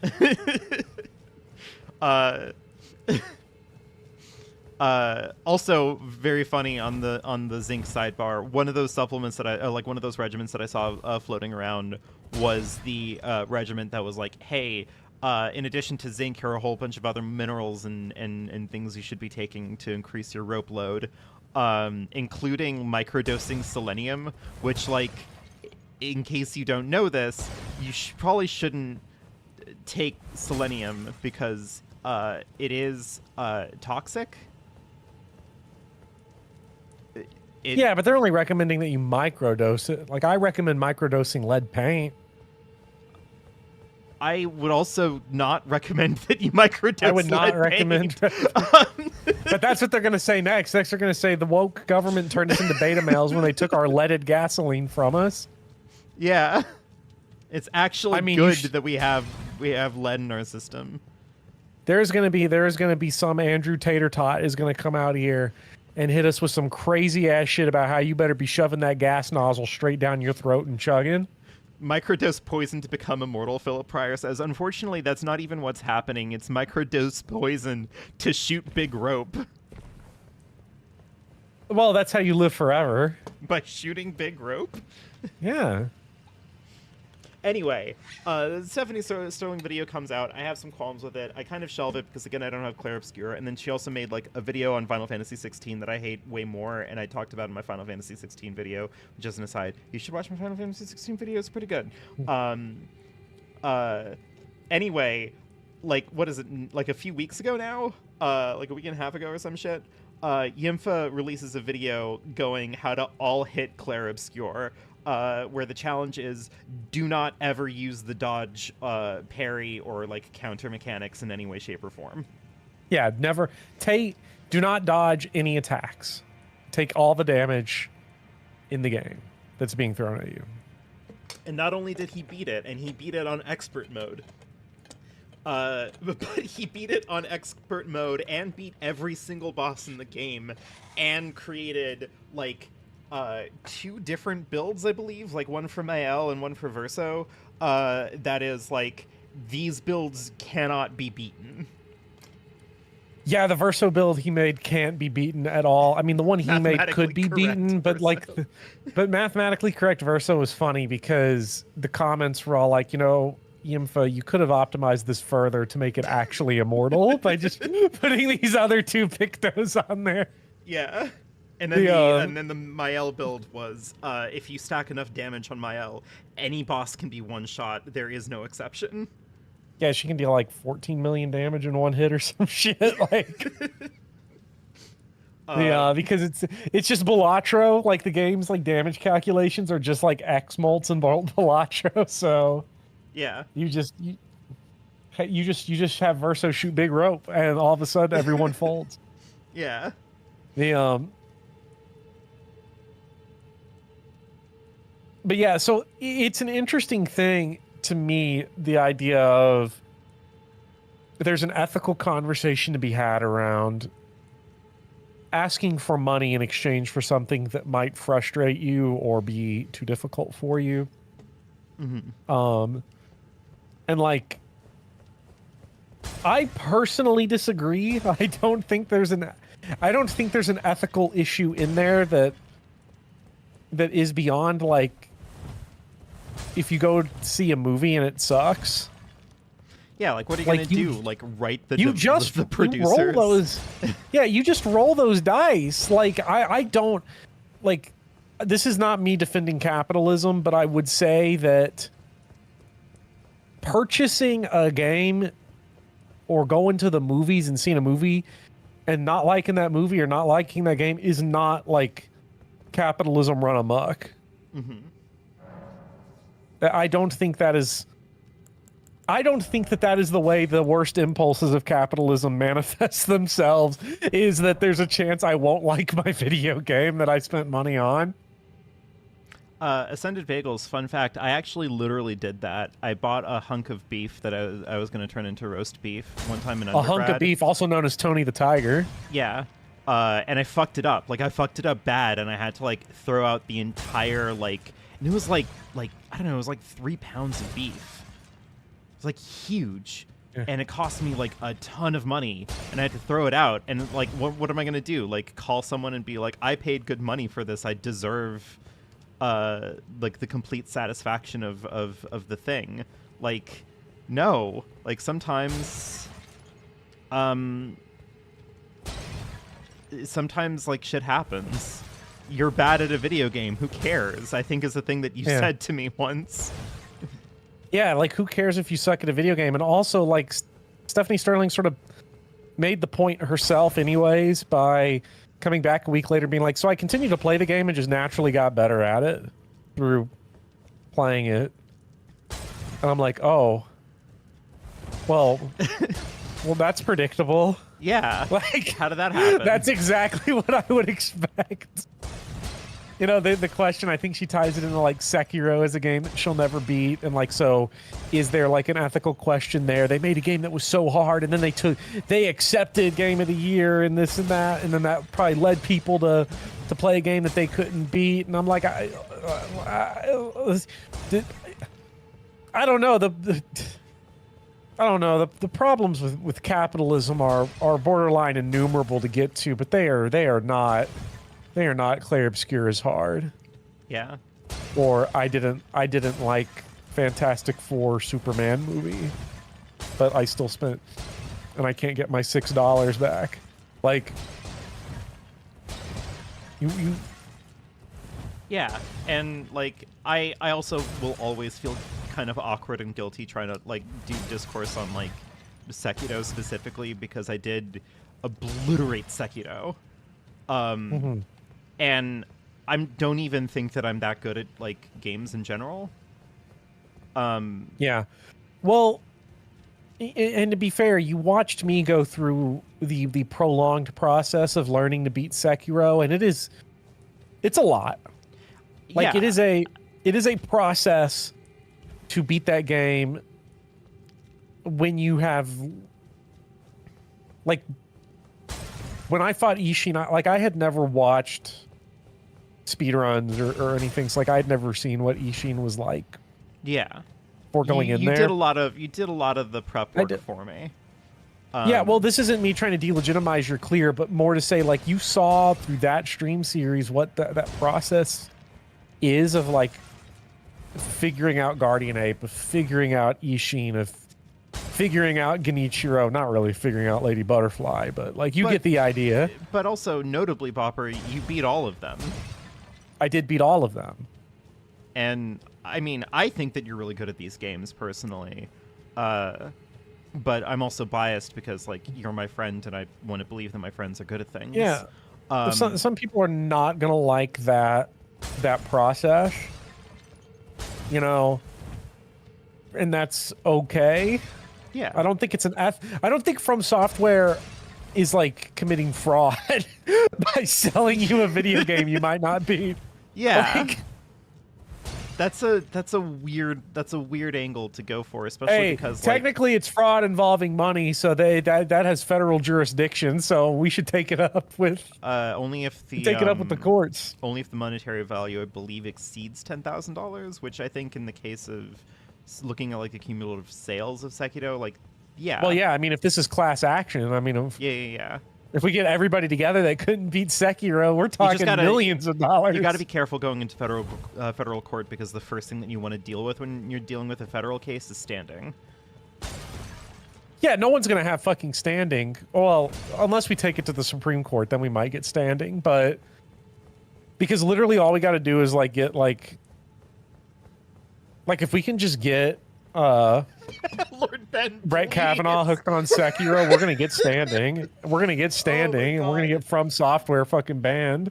I like the addendum to this, because you and I were like, oh yeah, it would have to be like a class action, and the like cumulative monetary payout would have to be more than $10,000, which would be like considering all the sales of Sekiro, and then Lord Penn here, or one Fire Emblem Heroes player.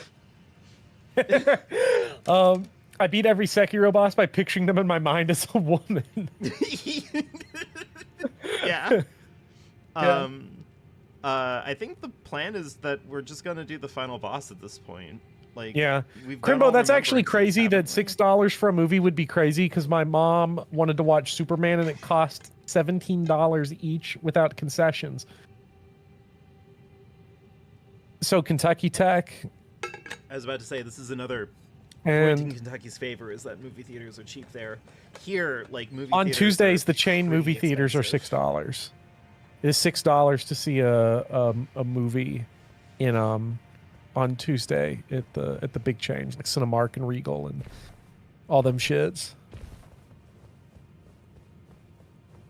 Yeah, I mean, I'm not against doing the sewers because they're funny, but and there is an achievement boss down there if you want to get the edgelord ending. So we could do the subterranean shunning chamber. Sure, I mean, you know, otherwise it's going to be Why a pretty not? light stream.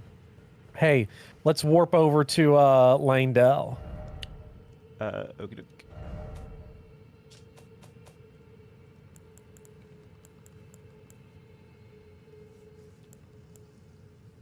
Anywhere in particular? Because I think this is where I need to go for the final boss, but... Yeah, I think it's just Langdell, capital of Ash. Let's see what this area looks like. There's going to be like a It's well just- that we can go down. It's weird. I'm just trying to imagine, like... There has to be a certain amount of, there has to be, like, a certain amount of, like, shit going on with capitalism where, like... You said a well? Yeah, I don't think it's this way. I think it's going to be like more towards the Not there? kind of. Oh wait, that might be it. Is that it? Look down. Can we look down that shit? It kind of looks like Hey, a well. drop down it. Who knows?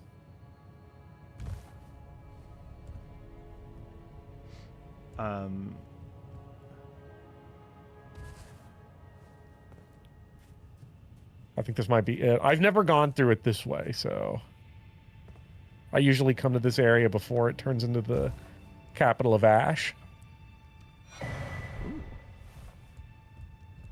A +2 medallion.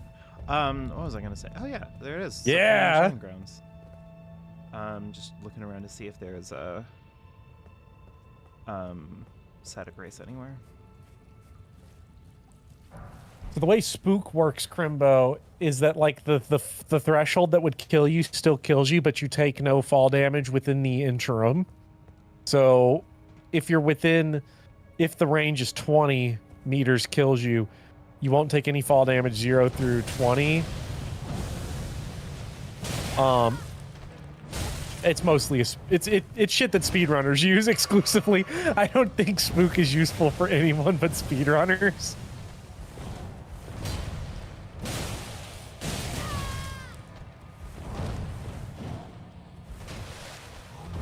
Oh, okay. I see. Yeah, no, it's only useful if you're a speedrunner, I think. This guy's shooting rope. He's zinking out. Wasn't enough though. Oh yeah, dude, I'm zinking right now. Oh god, and there's like multiple of them. Ew. Okay. Yeah, so like, it is just a kind of an interesting. Just out of curiosity, I'm just gonna see if someone wants to come with me, or if they can. I don't really at know. this point. Yeah, they can. I don't. This counts as its own little like legacy dungeon, mini-ish legacy dungeon. I don't really know where that type of like thought process comes from. Maybe it's because video games are expensive. Maybe it's because video games are so intrinsically tied to this point into like online discourse culture, and this sort of like being bad at Clair Obscur does not an editorial make. Tying it into a larger social issue does make an editorial. Yeah. Which is the ethics of commerce, I guess. The ethics of selling some shit that is difficult. But like I don't know. I'm I mean, well, I have laugh to. every time I have see to. him. Yeah.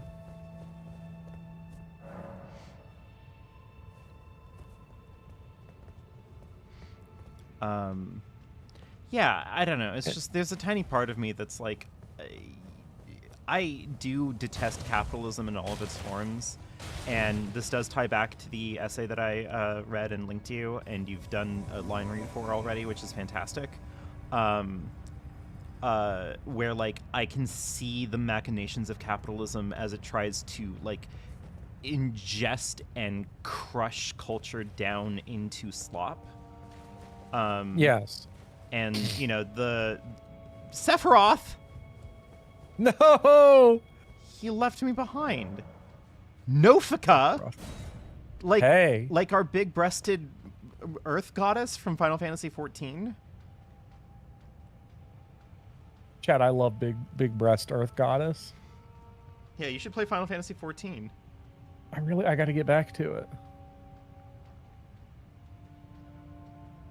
She does have big breasts. Chad, I got to play Final Fantasy 14. You do. You really, really do. I'm like letting my Final Fantasy XIV friends know that Nofika is here.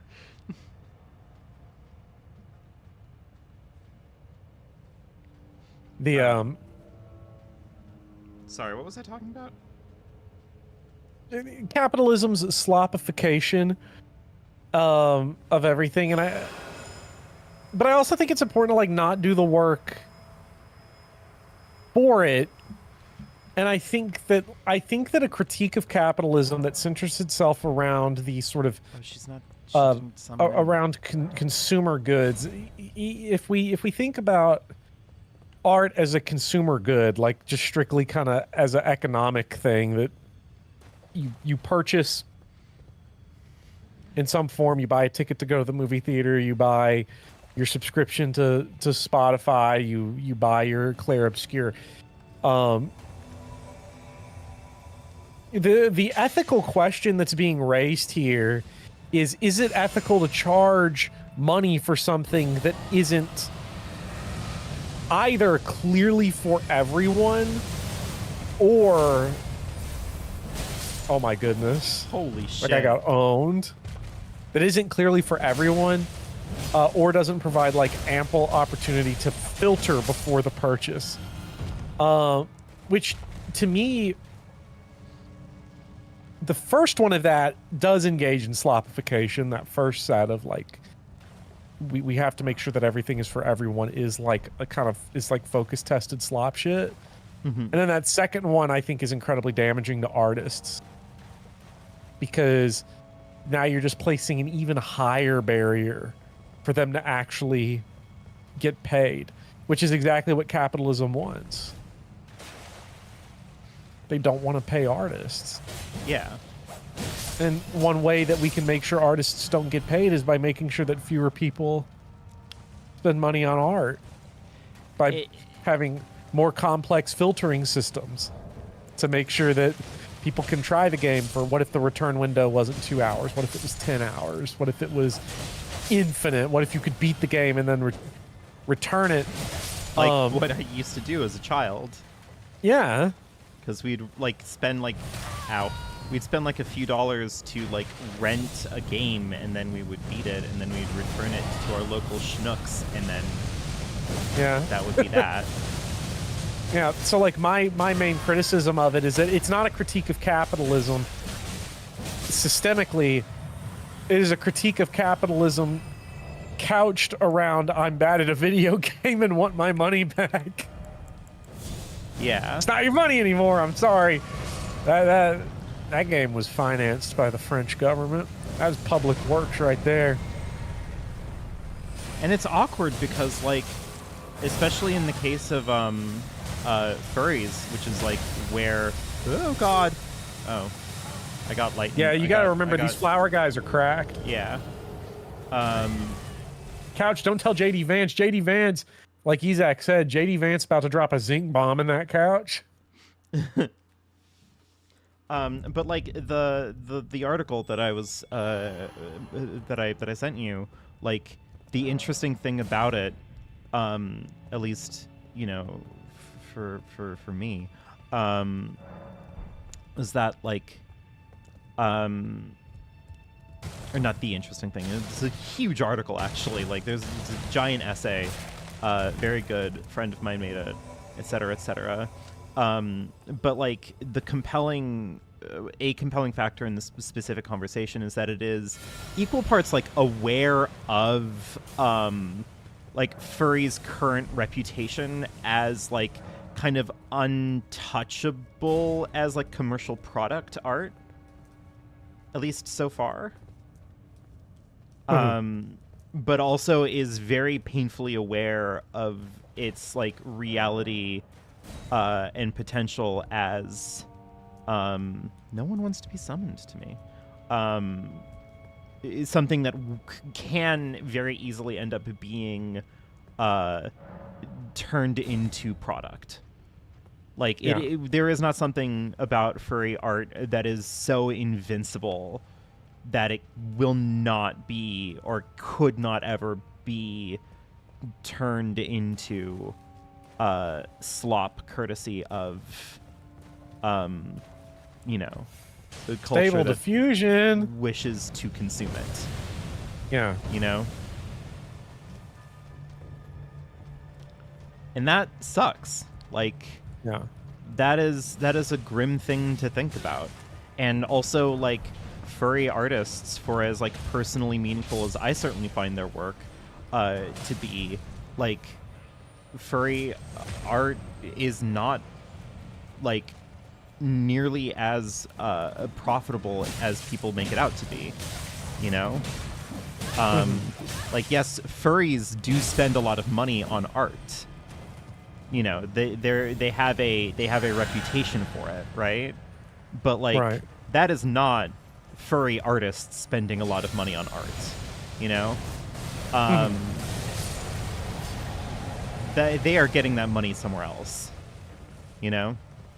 Yeah. And I mean that wasn't part of the essay necessarily. The part of the essay was more about like specifically like furry artists for like physical media. Like furries are having kind of like a microcultural thing where like some of their art is showing up in like art galleries and stuff like that, because a lot of like smaller art galleries do kind of see furry art as like a novelty, or are otherwise being curated by people who aren't aware of like the more pornographic nature of furry art. And until like those things collapse on one another, like, you know, this is still allowed to happen, but the people whose art is showing up in these museums are not making money, you know? No. Yeah. So it's just, I don't know. It's a weird,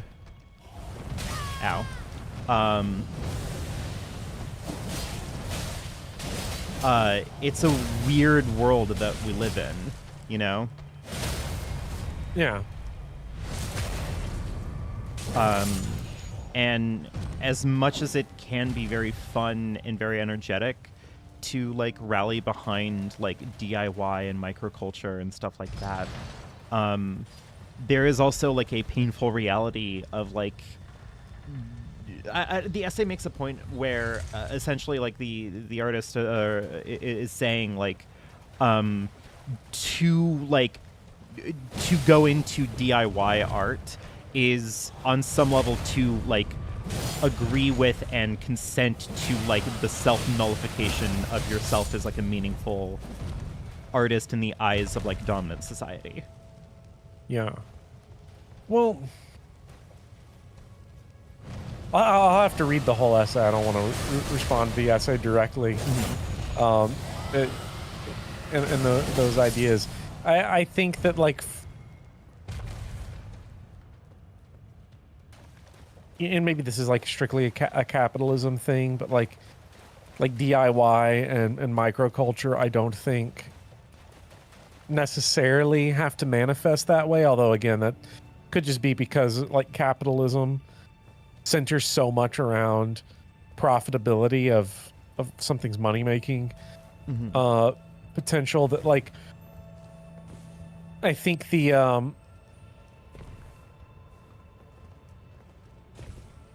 like the problem with capitalism as it enters, at least as American capitalism enters its final fascistic throes, is that like we have this sort of massive consolidation, not just financially and like, you know, the Elon Musks and the Zuckerbergs and the Bill Gates and like how they're slowly controlling the entire financial system and land and, you know, all that. It's not just that, it's also like a cultural thing, because everything now is cultural monopolies. I mean, YouTube is a monopoly, Facebook is a monopoly, or Meta, I should say, between like Facebook and Instagram, and Twitter's owned obviously by, you know, Big Dog.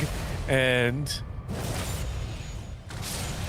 so the actual not like to be confused levers, with Goondog, not to be confused with Goondog, who's on Twitter, but Big Dog, who owns Twitter, is that you have all these communication systems that funnel the vast majority of our culture through it. So like, even though the internet was technically this promise of like democratized culture in a sense of a bunch of different cultures and subcultures and microcultures could survive, and that certainly has happened to an extent, but the influence on mass culture has been its consolidation. As wealth consolidates, is this where I need to so go? too does the culture. I believe so. But Well, I'm being beckoned over here to elevator, so yeah, maybe this is a shortcut that I should unlock first. I think this is a shortcut. Because this is one of those like Dark Souls 1, Demon Souls ass level designs, where the site of grace at the top I think is like the No, Only this just one. does seem like I'm in a dungeon. yeah. Well, you know, learn And to a love it. Pretty low level one at that. Yeah. Yeah, because you can get here. Like the subterranean shunning grounds is a place you can reach when you get to Lanedale the first time, before you fought Shadow Godfrey. So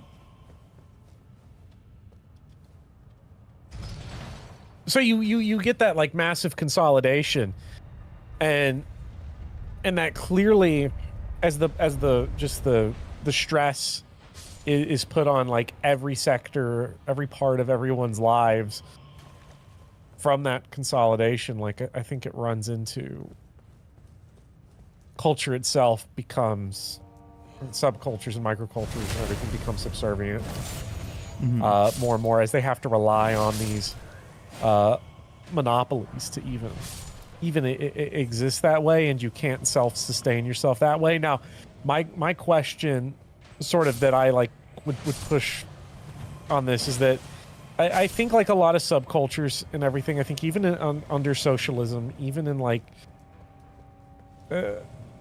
I think if you did have like a socialist system, there would still be like you couldn't. I think a lot of people would not be able to sustain themselves within that on smaller scale cultures, but I don't think that it would manifest as the same issue. Like whether or not like large amounts of furry artists or horror artists or, you know, gore artists I or literally indie game can't go designers past could this. function. Is there like a stone key? Have I just done Anywhere? this dungeon in reverse or some shit?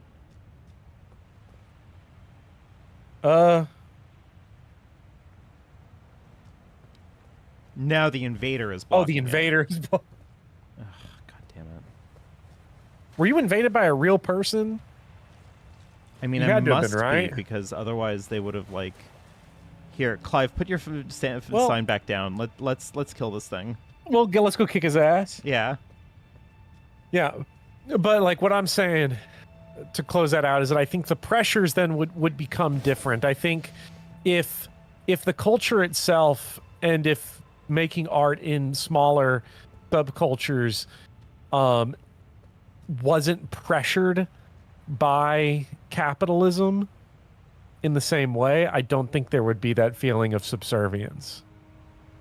Because I don't know, you think of even like the Soviet Union, when they would, in some of the bloc countries, and they would just pay to have people be artists and musicians, but like, you know, that was limited, and there were a ton of cultural developments from that, musically, Yeah. a lot of punk music, but like obviously the resources there aren't like infinite. But I think as you start to strip away the pressures of bills, as housing becomes more affordable, as healthcare becomes, you know, universal, free at the point of service,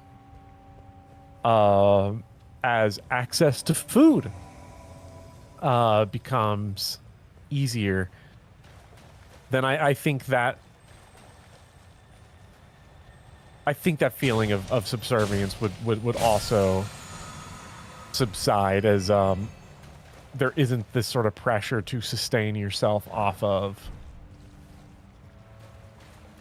niche culture or subculture, and also you're not like grinding out like 60-70 hour work weeks on top of that. The answer, unfortunately, I hate to keep saying it, but the answer, unfortunately, is that Karl Marx, low-key, he was kind of cooking up something. Yeah. Like he was kind of onto something. I think he might have been right. Yeah. I think you might have been onto something. Yeah. Oh shit, there was a summon sign down there. Capitalism also does this horrible little pernicious thing where I don't think that this is strictly the fault of capitalism. There is probably like just kind of a general human psychology aspect to this as well. But like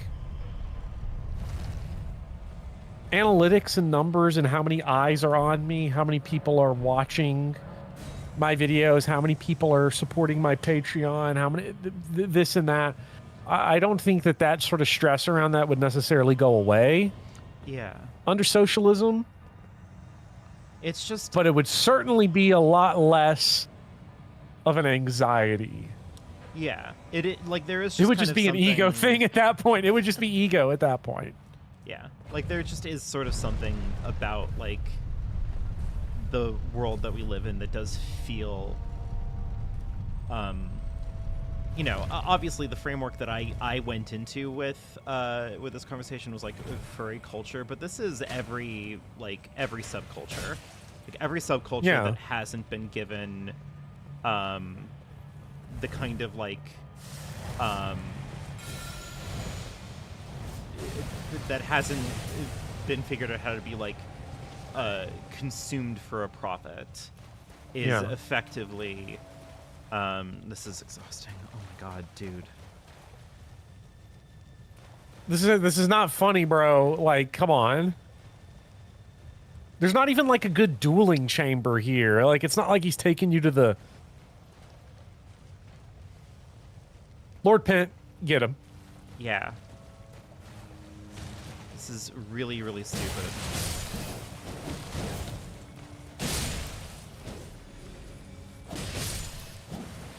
But I don't know. It's just it's the kind of shit that like maybe I shouldn't have read it as like the chaser to the Lindsay Ellis video that just came out.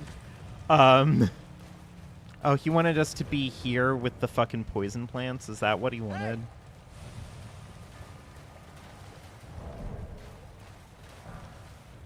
Oh, yeah, thank you. I should probably just put those on my thing.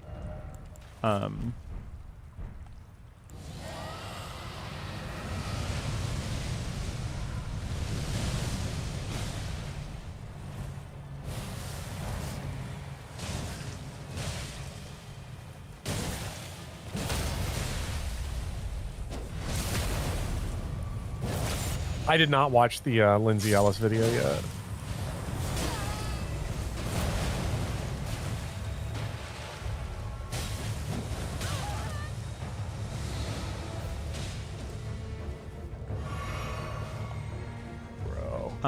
The new Lindsay Ellis video is very good. It is the exact kind of video that like once you watch it, you just sort of hate the U.S. government so much, like our current administration so much, and you never want to stop hating it. Yeah, I'll be curious to see if it can draw my ire even more, because I have as a news reader every day, it would be interesting to see what else lies beneath. This guy's getting hitboxed. It's great. This is really ridiculous.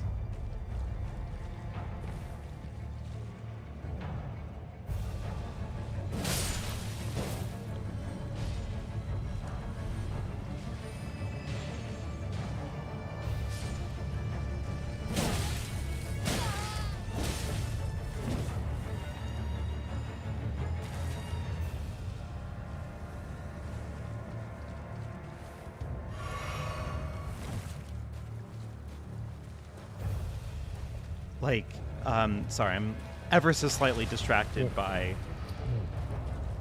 Big Dog over here. Well, the brick wall, it's not the... Look, we can show up in 15 months and vote blue in Congress, but And not I if the think- Democrats have anything to say about I it. was gonna say, and like, you know, for the record, sure, I think we should do that. That is probably a good thing to do. It is definitely a good thing. But also, like, you know, I don't know.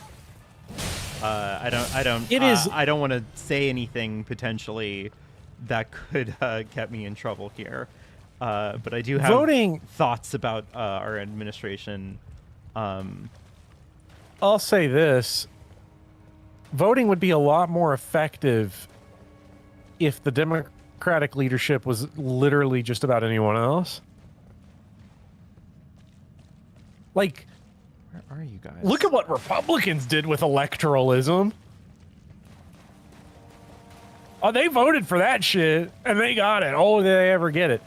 Voting can be very powerful, but the leadership of the party that is going on has to be willing to follow their base, and Democratic leadership, as it currently stands, is not willing to do that. Yeah. So I mean, until again, they're gone, you know, the Mamdani But, like, stuff is the election is ridiculous because he yeah. won on the Democratic ticket, and now the Democrats are like fractured over it. they're fractured over the guy that won their primary in their party, as a and Mamdani ain't that radical. Like, for the history of the Democratic Party, not that radical. Like, you know, obviously we have to like historically contextualize some of the stuff, but like he's no different from a New Deal Democrat as far as economics go. Like, FDR won 4 elections. They had to pass an amendment to stop him from just still doing it. Like, Republicans couldn't win an election to save their lives when New Deal Democrats were running around. Yeah. And Mamdani is just that updated to modern times with significantly better, you know, just say racial policies than what New Deal Democrats had. But you know, and even then, like, the New Deal Democrats followed the base on that. The base became supportive of civil rights, and so the party went with it. And this current leadership, if it was the 1960s, this current leadership would absolutely say some wild shit about how, like, you know, we gotta like abandon the civil rights movement because it's electorally poison. It's like, no, I mean, you're the poison because it's not that people are voting for Republicans in historic numbers. It's that people are not showing up to vote for you. They're staying home. So Yeah. the big election that's going to matter that I'm going to be fascinated with is if Hakeem Jeffries gets a serious primary challenger, because Mamdani won his district by 12 points. Oh, won in 12 points over Cuomo. And again, to quote random Blue Sky user retweeted by Ken Klippenstein, asking Hakeem Jeffries anything is like asking Jordan Peterson if he believes in God. So, Chad, if you live in that district in New York, don't dox yourself, but you know, get in on that. That's some organizing to do, is get that guy gone. Yeah, that dude primary. That dude's worthless. Yeah. It's disgusting. And again, like, just like, there is something to Lindsay Ellis's video where she just lays out everything to such an extent that you like kind of realize that, like, you know, we're currently fighting against the party that was like actually empathy is bad, you know. Yeah. Well, and I mean that's also like, even on like a democratic level, that's like I don't want to say that's like, that's not like a Democrat thing that empathy is bad, but like the Clintonite version of the party definitely is like, empathy is a, you know, give or take. The abundance Democrats, the like, well, I know we've never had billionaires like this before, but nothing you can do about it. It's just the way the world is. What do you mean, do, Jordan Peterson? I admire Jordan Peterson's spinelessness.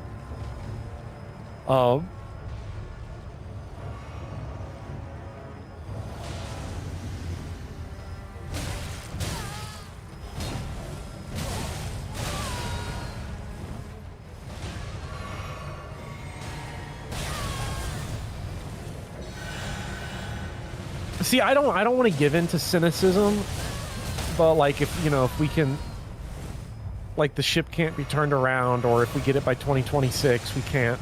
There's nothing we can do because the world itself has gone through worse. I mean, the United States has gone through worse. And I think cynicism is self-defeating. Finally. Jesus Christ. Thank God that guy is gone. That guy sucks. So Chad, I would say fuck are we? Don't be nihilistic, don't be cynical. Never kill yourself. Never kill yourself, even when ChatGPT tells you to. That shit's got to get banned like so bad. I mean,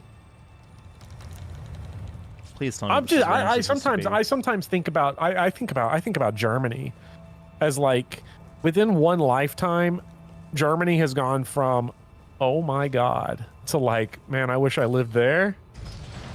Yeah. Oh my God, and that was a fairly quick turnaround too. You're talking about a country that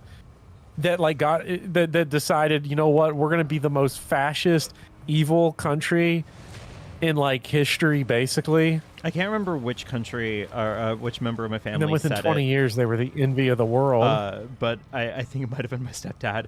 But one member of my family recently was like, "Hey, you know, if it worked out for Germany, like it could work out for us." And I'm like, "Well, hey, that's sure, that's positive thinking, but like." You know, for a very there's long a time, it crest to definitely that. didn't work out for Germany. Yeah, and honestly, I do think that the manifestation of fascism in America is ultimately going to be too dumb to do what Germany did. I really hope so. Like they worked hard to set up their propaganda apparatus, and I'm not saying that it can't happen. I hope so, and because I'm not guaranteeing that it won't. My main worry with that isn't whether or not our administration is smart or stupid. Our administration is dumb as rocks, and I hate them.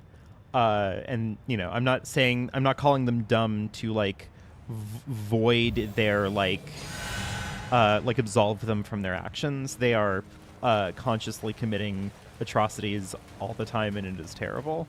But they are also just not very clever or smart or interesting about it in any way, shape, or form. My main concern is that the American public has gotten bad too. Yeah, I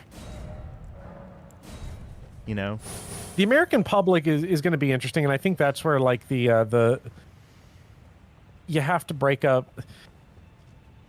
See, my main concern is honestly not even that the American public in some sense doesn't even concern me, because what makes them dangerous also makes them easily weaponizable from our side, which is that they're highly reactive and dumb. So like egg prices are not going to go down, and the military's invading cities. Like that shit's going to like the midterms in theory are already over. The problem is that we have an opposition party that sucks, that won't even say his name. They have this funny thing, like when asked about the National Guard deployment in DC, Hakeem Jeffries, the GOAT, big dog, he said that one, he supports the police, and that two, the real criminal is the resident of 1600 Pennsylvania Avenue. They won't even say his fucking name. There's like this liberal, I don't want to bring up Harry Potter, but I'm going to anyway. But there is this like kind of liberal fantasia that if they treat Trump like he's Voldemort, that it's going to like sell people. Which like, is so consistent in the Democratic Party, because they also, don't really care that much about trans people as like a broader a party politic. Well, and that's what's interesting, is because like the actual...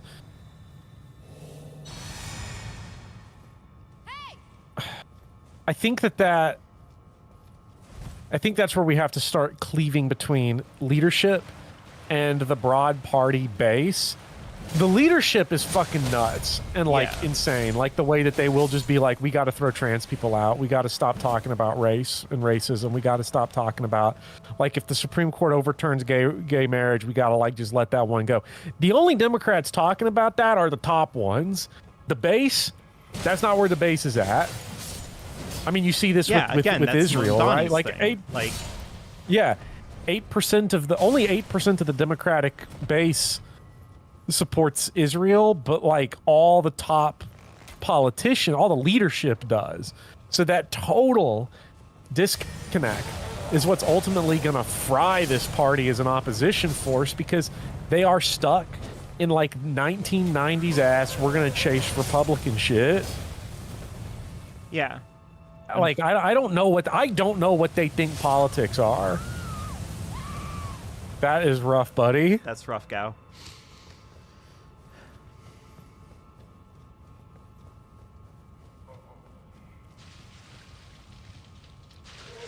And like we should learn from Republicans on this, on one thing, which is that setting the narrative, you can just do that.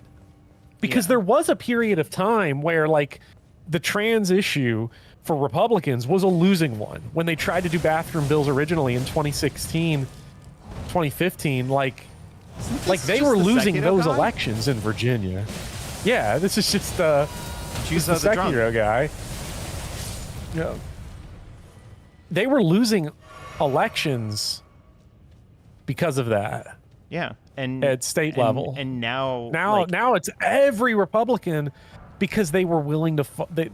They followed the media apparatus. They followed the base. They let that dictate the flow, and the Democratic leadership, the gerontocracy, the fucking 90-year-old people that we got in this party, like are still like, I don't know if they're like, do they think that Bill Clinton is still alive? Not only do they think that Bill Clinton corpse is still alive, I think but he's still president, think right? That he's drinking adrenochrome, a definitely real and not at all made up science term for immortality juice that is procured from babies. Yeah.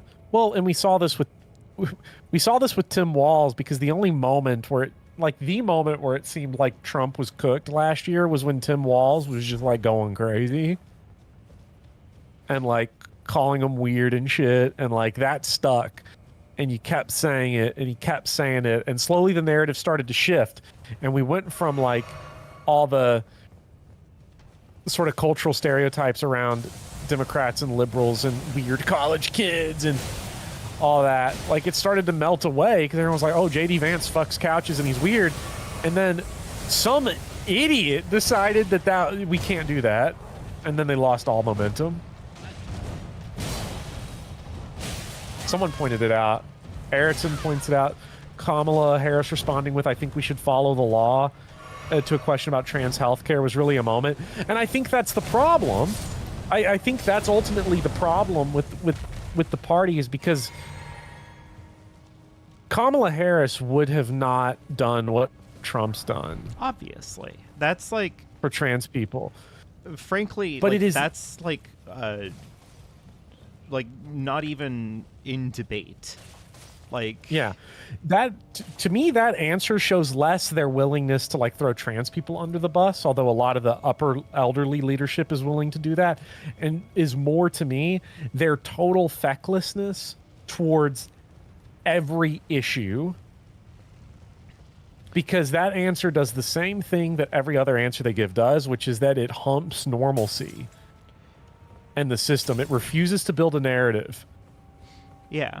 The Democrats are afraid of building a narrative, so they won't. So let's say I'll follow the law, which follows that there's going to be trans rights, because under a Kamala Harris presidency, they aren't going to be executive orders that ban trans healthcare for youth, and there aren't going to be these witch hunts for doctors that perform gender affirming care and surgeries and different things. There aren't going to be that. So under that circumstance, I follow the law would be an affirmation of trans healthcare, but it represents a total fear to set the narrative that that's what you want. because you're afraid of your own shadow, you're afraid of your base, you're afraid of Republicans, you're afraid of everyone. They're defensive even when their shit's popular. It's the thing that gets me.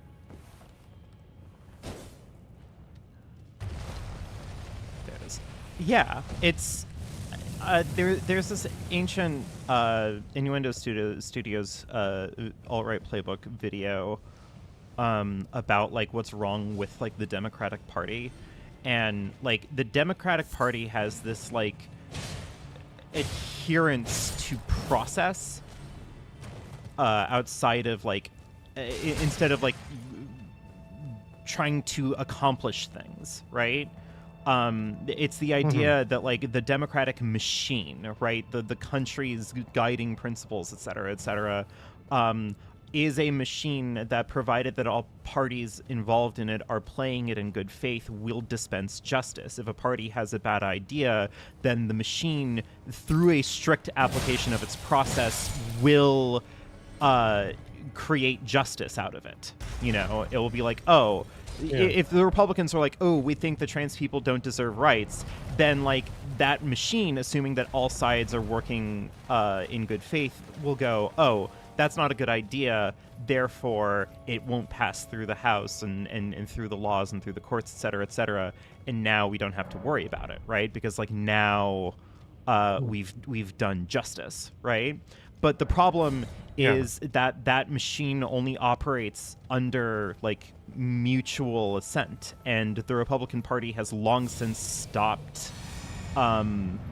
doing that. Like the Republican Party no longer believes in or supports any kind of like mutual collaborative governance. To the Republican Party, anything that the Democrat does is evil, and evil to the extreme that like they will oppose it no matter what it is, irrelevant of anything, because it is the thing that gets them what they want, which is control over the government. You know? Yeah. And it's evil and it's scummy and it's underhanded and they're breaking the laws and they're not doing mutual assent and all of these things are that way. But like, who cares? No one has stopped them. Donald Trump has secured 2 terms of president as president in this country on a platform of vitriolic, incoherent, profoundly genocidal hate. And the Democrats are acting as though they've like lost to Mitt Romney. You know? It's like, oh, shucks. Well, it's time to pass the like donation hat around and, you know. It's also like they're just afraid to use the weapons of war that are available. Also, why because did I do every all Democrat. of this? Did you just beat Moog again? I beat Moog and then I beat somebody in a hood that tried to kill me with a dagger. So yeah, you have to do this if you want the finger ending. Okay. I guess I did it. Is there That's a anything else boss. that I need to do now? Nah, we can just go to the final boss. All right, let's do the final boss. Go back to Underground Roadside. I did not. I wasn't paying attention, so. All right, Underground Roadside. That wasn't Moog, that was Edgar. Okay, I'm sorry, I killed Edgar. I didn't read his name. I'm sorry, I came. I came in swinging. Hey, Justin, we're doing okay. Yeah, we're doing pretty good. Well, this was pointed out. I heard this pointed out, and it's like the Democrats have to answer for like every single like fringe thing that like someone on Twitter says, but then the Republican Party doesn't have to answer for what its own politicians say, which shows like. Which is a great demonstration of how bad the narrative building is by Democrats, that like shit that JD Vance and Stephen Miller say do not have to be like politicians are not held accountable for that in the Republican Party, but Democrats are held accountable for like what a random person on Twitter says. Yeah, and Trump like made an part AI of that is, commercial loading about like taking over Gaza. Yeah. and no Like, one we has can said say anything that about that's it. Yeah, we can say that that's because of Elon Musk and Mark Zuckerberg and all the tech bros, and I don't think that would necessarily be completely wrong, but that also ignores how long that's been the case for. Like, that's been the case since way before Musk bought Twitter. Like, I mean, that's going back to 2016. It's like, well, if as long as Trump exists, that's what's going to be interesting. It's like, once Trump's gone, I'm not going to say that it's going to all come crashing down for the Republicans, but like that base is going to fracture. Once Trump's out, yeah. Yeah, once he's, well, preferably once he's dead from natural causes, and not our problem, because you JD Vance is not going to be able to hold this line. Donald Trump Jr. wouldn't be able to hold this cold. Is a charisma void, and no one even knows what he looks JD like. Vance, the only thing, yeah, I mean, I'll tell you what, he can riz up a sectional like I've never seen, Sure. but I'm just saying, right, you know, credit where credit's due. That couch is a zinc didn't- supplement. Gao died, so I'm not going to go down that way. Don't go that way.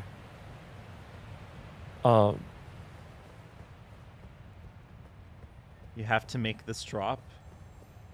Um.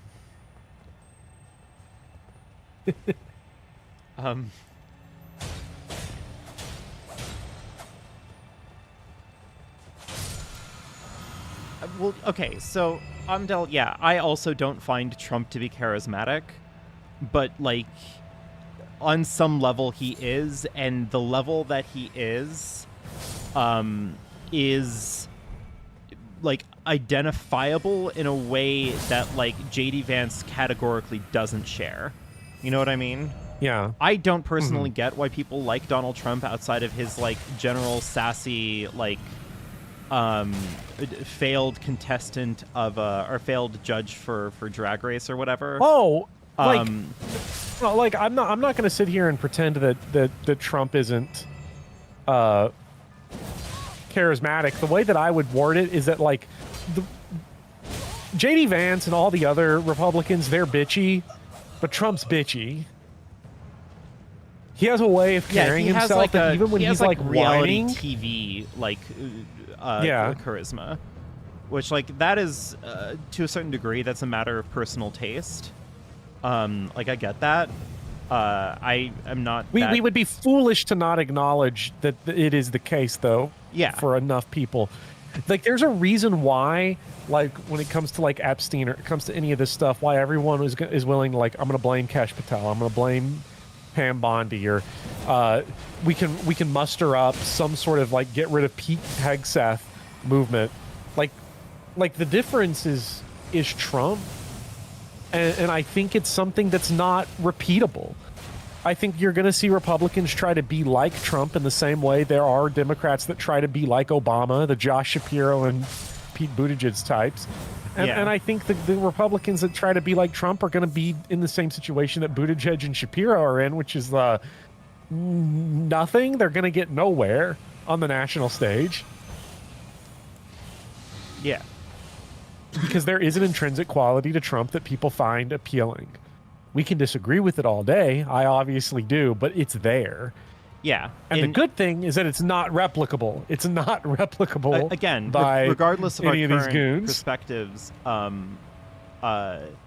JD Vance has none of that. Whatever it is, whatever the it factor is, the reality star bitchiness, the TV personality glamour, JD Vance has none of it. No, he doesn't. Like there's a reason why people do associate, like, think about no Trump scandal except for potentially Epstein has ever stuck with him, but like people will never forget that JD Vance fucks couches. It's gonna come up. If he tries to ever run for some national shit, we're gonna remember He's that. gonna have to like deal with that. And I know that like Democrats are gonna be like, well, we can't, that's not substantive, we can't do it. Yeah, but that's real politics. Like, people think this guy fucks couches. Like, this is what like you politics can have just turned lean into now. that. Yeah. I'm not saying you gotta say it, but if somebody else says it, you don't stop them.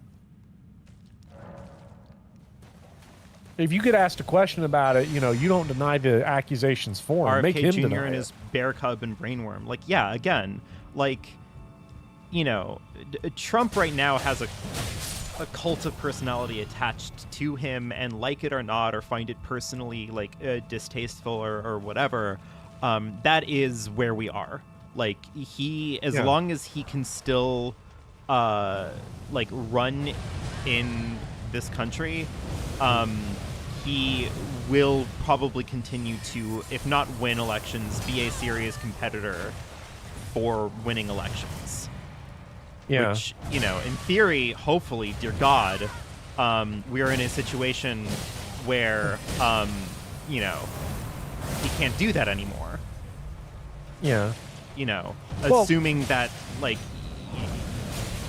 something doesn't happen in the next few years that allows him to run again, and he is still somehow alive. And I'm not saying that from like murderer perspective. I'm saying that from he's old and he eats at McDonald's every reasons. day, and I don't understand how his he heart has- hasn't. He has every death marker that like he's got the worst build imaginable to survive into his 80s significantly. Like it's so bad.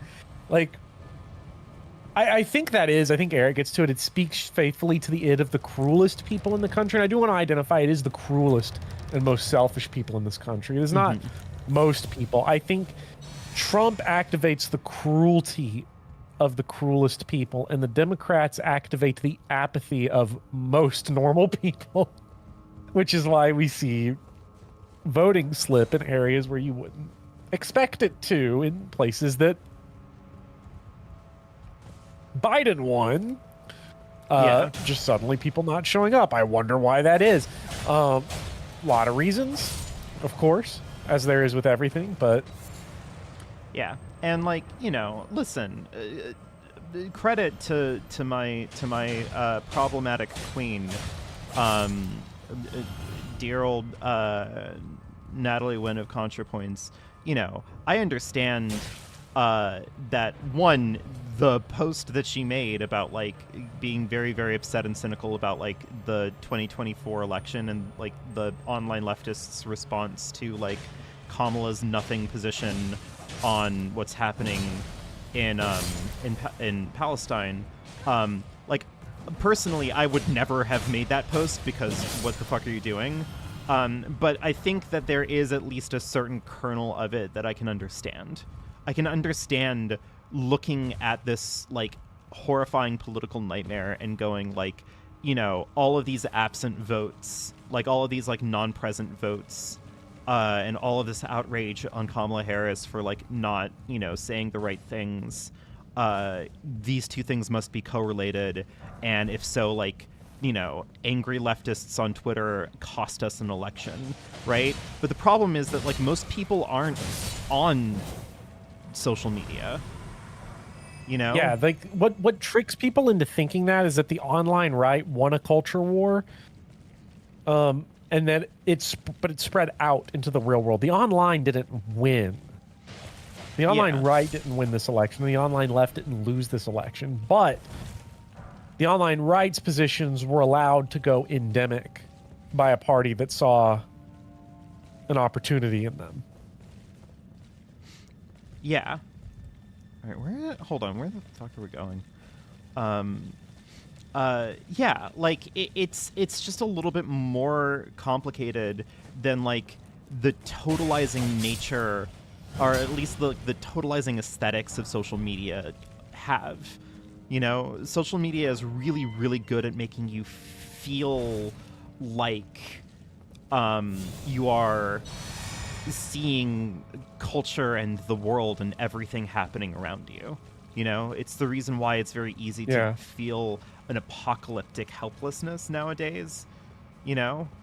But I don't know, I think it's also just worth remembering that by and large, like, people just aren't as online as people think they are. Yeah. You know?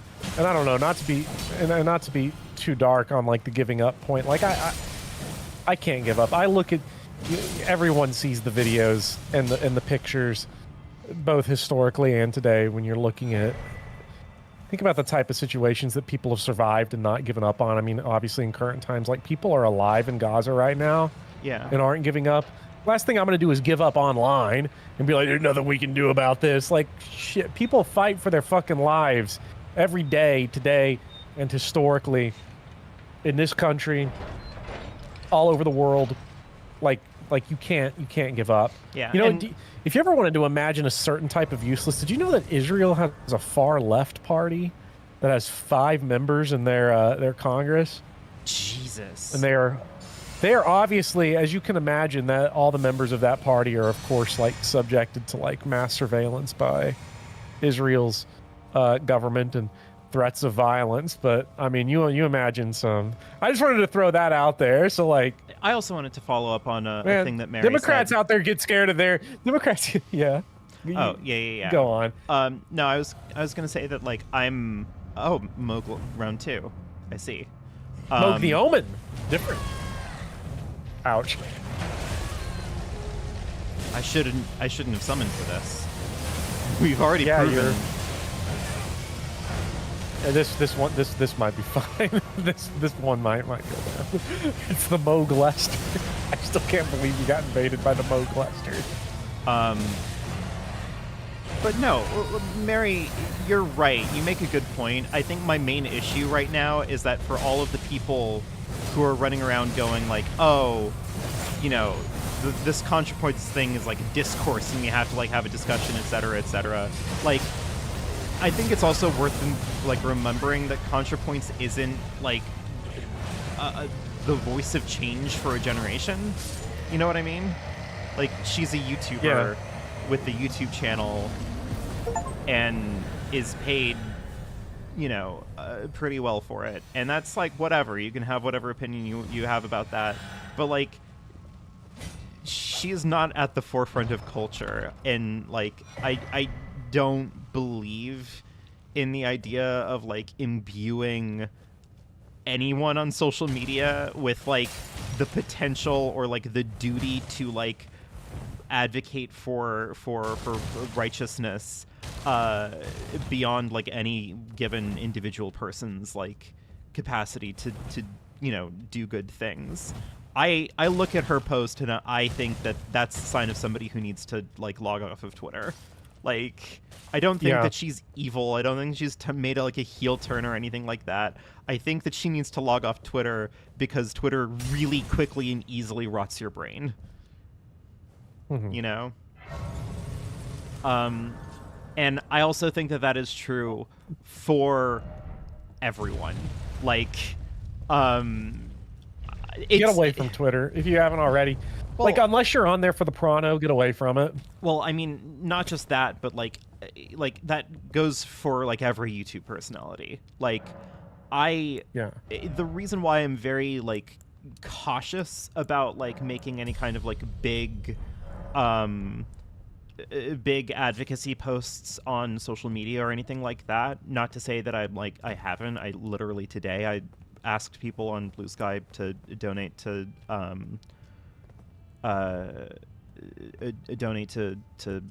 Palestine, but like, I don't want to give people the illusion that like you're going to have that you can do activism and it is just as easy as like tweeting the right things, you know? Like, I fundamentally disagree with that. You know? I think that if you're going to do activism, if you're going to try to fight to make the world a better place, it's not happening on Twitter, it's not happening on Blue Sky, it's not happening on Reddit or Tumblr. It's happening in your community. You know? There are food pantries, there are homeless shelters, there are special interest groups, there are so many things happening in the world around you that you can actually meaningfully do good in, that like trying to like mine for moral purity points off of social media is ridiculous. You know? It's happening on Yeah. Yahoo Answers. Eric, you're goddamn right. The WikiHow activism.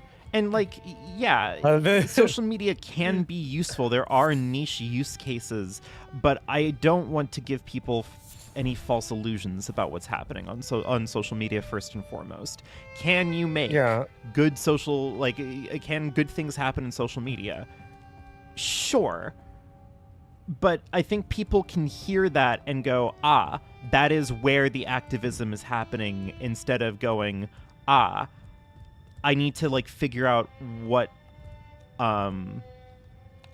to do with my like presence on social media, you know? Because I think that it is a little bit more nuanced than just like, because technically speaking, social media can be used well, that means that it is everyone's moral imperative to use it well or else. You know what I mean? Oh, God.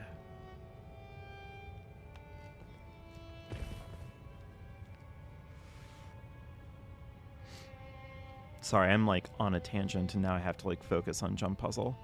So I'm sorry for... It's Donkey Kong time. How is Donkey Kong Bonanza? You wouldn't know, I'm assuming, but... I don't have a Switch 2, sadly. Shit. The backstep is too powerful. The backstep. It claimed another life today.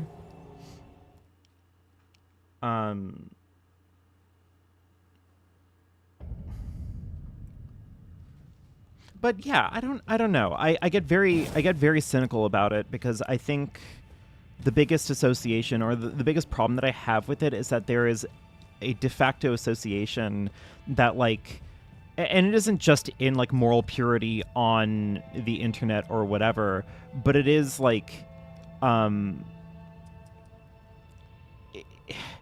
it's this like entire idea that by like that you can derive where am I going with this? What am I trying to say? It's the idea that like, because technically speaking, something like is or isn't does or doesn't have the potential to do harm or to not do harm, therefore it is our like imperative to like police exactly what happens on it, to ensure that only good things happen in it, because I think that that is the way to brain poison, you know? Fuck. Like, this is the same issue that I have with, there's no way I can do this, right? Like, drop from here I don't know about down getting... there. I don't think you can get to the one straight down. You might have to go for the one that's like in front of you, where it's like just jutting out. There's like a message on it. See, if you look down. Oh, like down there? Yeah. That's a fun one. Leaving you? Yeah. Fuck. Damn it. Damn. No, look, the more I think about it, the more you're letting me yap about it, which you shouldn't do. You should, like, cut me off at some point. Okay. And I will cut you off and say that I do think a lot of people just get way too bound up in online spaces as being, like, a sort of form of activism. And I think it does create this sort of... I think it can create a sort of perpetuity around it. I think people kind of get drugged on the there is definitely like a crack hit from posting. Yeah. Like, we know it literally hits the parts of the brain that drugs do, which is really sad because it's posting on x.com. But the that was nifty tech. Thank you.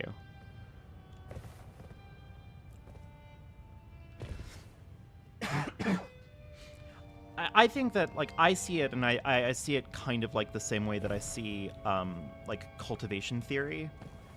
You know what I mean? Yeah. where like because it is technically the case that some media has some effect on like the way you see the world, like Throw a stone. yeah, Or you could just go in there. I don't know. I'm gonna test a stone really quick. But because like some media has some effect on the way you see the world, like therefore, oop, yep, it would have killed me. Like therefore,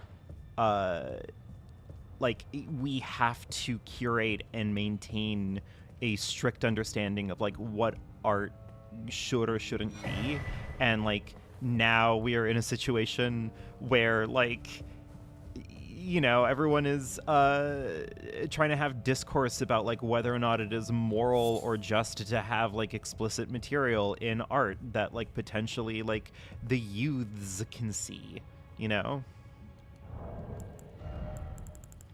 I had sent you that if I had to pick one thing about the online left that drives me crazy, it is definitely their subservience to the moral panopticon. Yeah.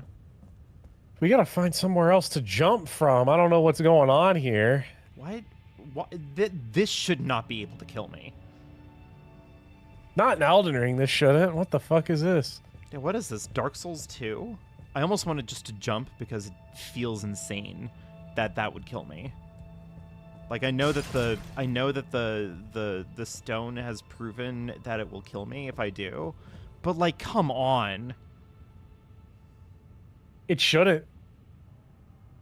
There's like a spot in the middle you can land.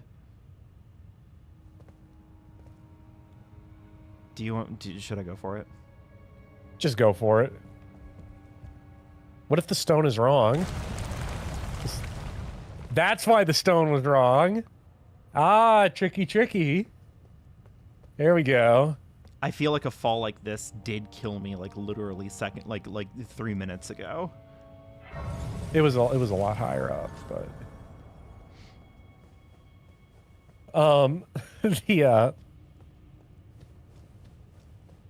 the moral panopticon on like art drives me mad. What was the because I was talking to you about it. What was the, let me see if I can get the exact quote. So very minor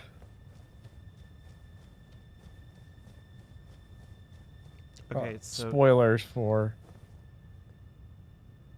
you have to be naked to open that door, and also you can't open that door anymore.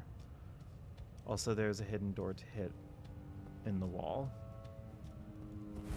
well, you saw it, so that's pretty cool. Smack the walls, one is fake.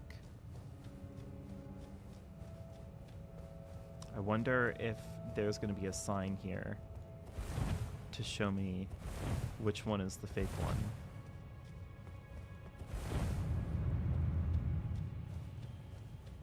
Thanks, Elden Ring gamers. All right. Well, hey, I saw it. Do you want to... We never got those. Do we want to end the game now?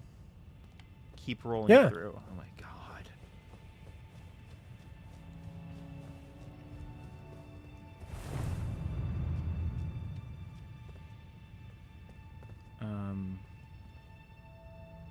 This kills me immediately. What the shit is this?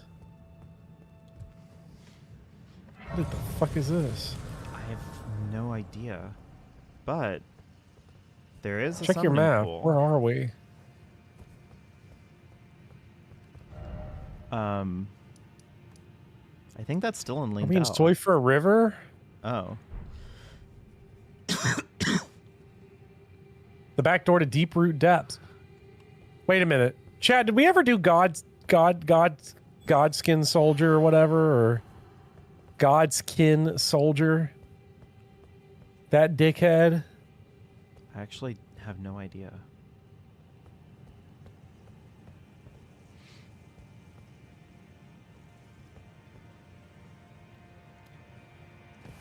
I don't know. Dragonkin Soldier. I've gotten very cynical about like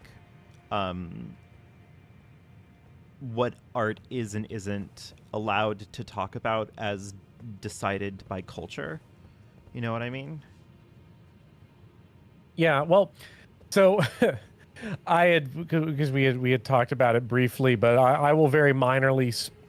So, Chad, if you've seen the movie Poor Things, you should see it. If you haven't seen it, you should see it. If you have seen it, then you know you already know it's really good. I had been sort of recently reading some of some reviews on it on Letterboxd and like looking through some of the stuff that people said. I don't even remember what the reason was for it. I pretended to have a reason. I think I was just rubbernecking, but I was like looking through it, and I remember that the movie came out, and it did cause a lot of discourse on release about, you know, the ethics of depicting certain things, and, you know, sex and nudity in films, and Do I have you to do know, this, by the way? no. Okay. Well, as soon as I'm able to warp out, Which is now. do we want to end the game? Yeah. Okay, cool. Just nab all achievements real quick and you'll be good to complete Yeah, the game. easy. The and Poor Things,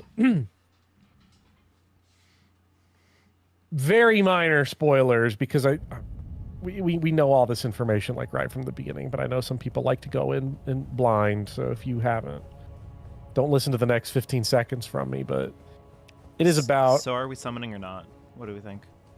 your call. You want to see it or not, from summons or not. But basically, mad scientist Willem Dafoe takes a baby's brain and puts it in an adult woman's body, and Oh yeah, I have She heard becomes- about discourse about this.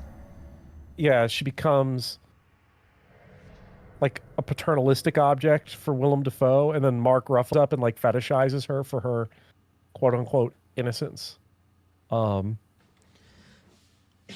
That's the end of the spoilers. I'll let this cutscene play out first before I continue such a discourse. Is she bad?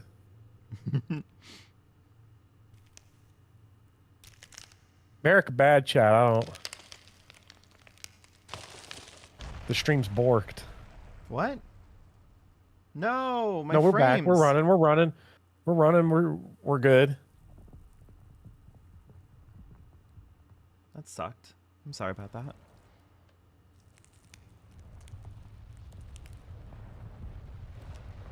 Hidden boss skill kill internet. We're back though, right?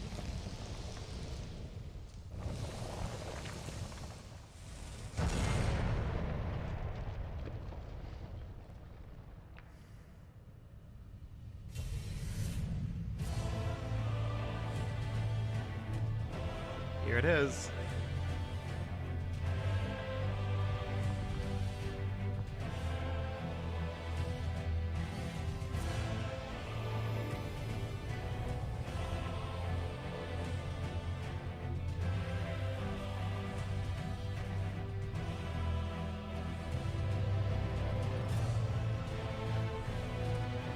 Dude, that's crazy. Oh. I've heard this music before. Sorry, I Yeah, this was is the not paying fight. attention.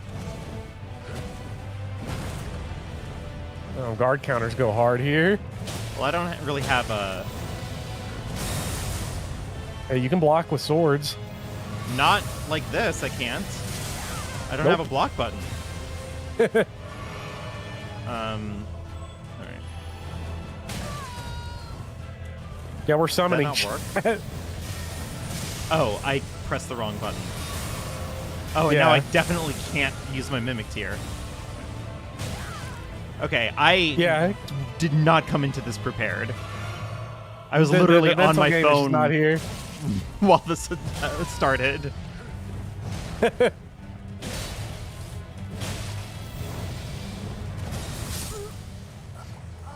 Ouch. Ow. Okay, I am going to say that one didn't count because I literally was not paying attention. I'm sorry. You were not. You were. I had a You're on message your Zoomer I device? had a message on Tumblr, Yeah. and I needed to check it out. And then I was thinking Always gotta about. check your I was Tumblr thinking about like, messages. well, because someone sent me an ask, and no one does that for me because I'm like not a personality on Tumblr, and I was like, ooh, like a real person asked me something, and it was bad, but like, you know. Okay. bad. I'm gonna have a serious attempt at this. I'm sorry, everyone.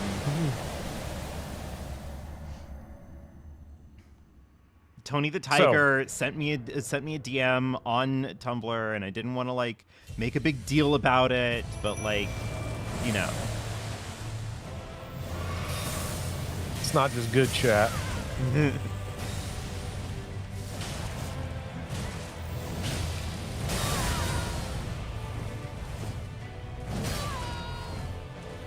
that being said, I am still whiffing it, so like maybe I'm just bad at this game. It's more likely than you think. The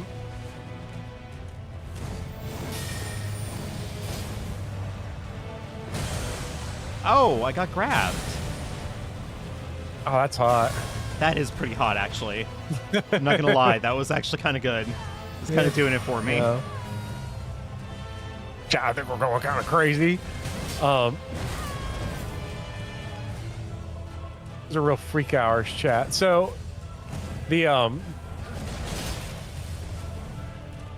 to wrap up what I was saying, chat, as Radagon of the Golden Order here gets deleted out of existence Aw, very thank quickly. you.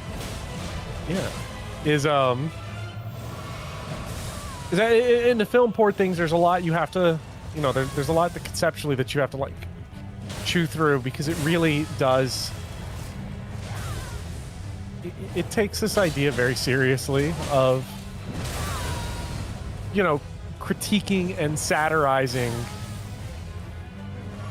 the attitudes that men develop in patriarchal societies. And it is also a deeply feminist film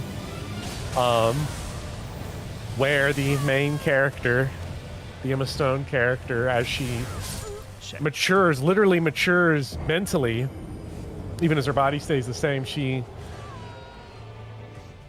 develops a radical, you know, feminist identity and understanding of herself. And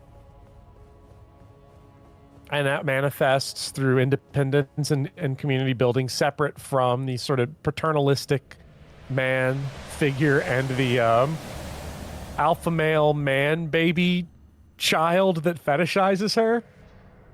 And it's an excellent movie. It is very mature. It is also very funny. And it's very strange and surreal. It is feminist Frankenstein very explicitly. But it does contain a lot of on its face bad things because it's rated R. For Sexy Minotaur? Rated R for Sexy Minotaur. And Oh, I got stepped on. I was on Letterboxd and I read Jack Saint's review. I like Jack Saint, but I did think that he wrote a sentence that sort of represented to me an issue or a mistake that I think a lot of us keep making, where he said, I think that the people who are concerned about movies depicting things that could easily be fetishized by creeps will have a field day with this one, and they're probably right to do so. I don't like the idea that we should sacrifice art to the moral panopticon on the assumption that there's going to be some people, some population of people that is going to either deliberately ignore or misread the content of a narrative or of art for their own indulgent purposes, because I think that just invites literal censorship, and I think that also invites just sort of general slopifying, kidifying, making sure that everything is as clean and as easy as possible.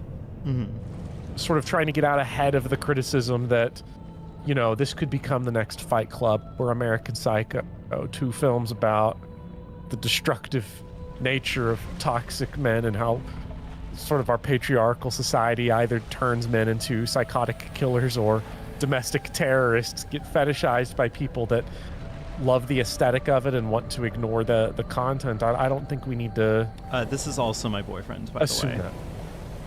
Yeah, not for long, or maybe for very long. We'll see. We'll see.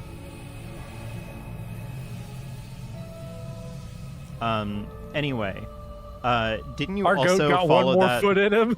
Didn't you also follow up that Letterboxd review of Poor Things by sending me Patricia Taxon's review of Poor Things? Patricia Taxon's much better review of Poor Things, which just says, Wasn't it something like finally a on the movie road. for girls? yes, I think that's word for word what it is. Finally, a movie for girls. Oh, I'm already doing the first wrong thing.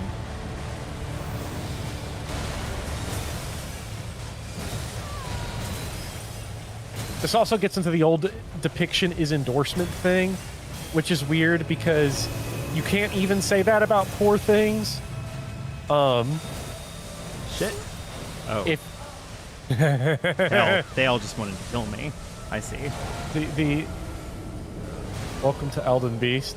The ending of Poor Things quite literally makes any depiction is endorsement patently absurd on its face, because the ending of Poor Things is very funny and very cathartic. If you've not seen it, chat, you really should watch it. That movie is really, really good and really funny. It has this isn't a spoiler. This is just a sell on it, because I'm not going to give any specifics about the context of this. But it has a, let's just say, beautiful reinterpretation of the famous scene from A Streetcar Named Desire where Marlon Brando's at the balcony screaming, "Stella!" There's a great riff off of that involving a certain alpha male standing outside of a woman's window just crying, literally making like baby noises, crying up, just Perfect. because the moment she Can't asserts believe they any got sort of Gaku independence, for, yeah, literally the moment that this alpha male has any independence thrust upon him by a woman, he turns into a sniveling Gaku baby. It's so funny. Like, this guy literally is like, I'm a Clark Gable Casanova, but then the moment he just doesn't get his way, immediately toddler whines outside their window. Like, cries like the kids I had to teach. It's crazy. incredible. Yeah.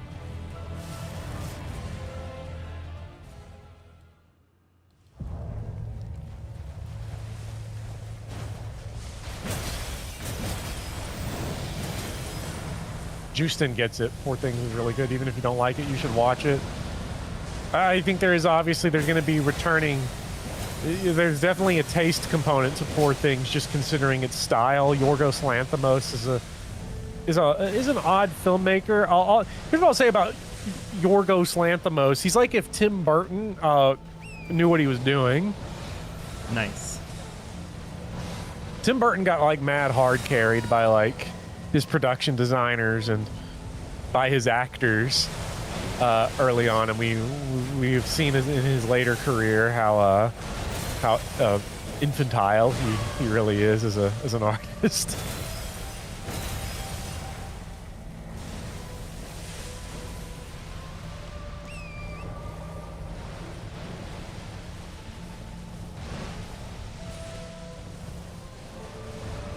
Yeah, you also got to be okay with serious things and dark topics also being funny.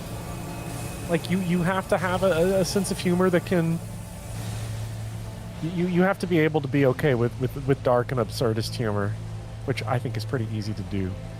But I'm also me, so... Yeah.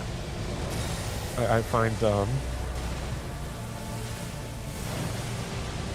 it very funny to watch the manosphere types cry like babies in a major motion picture.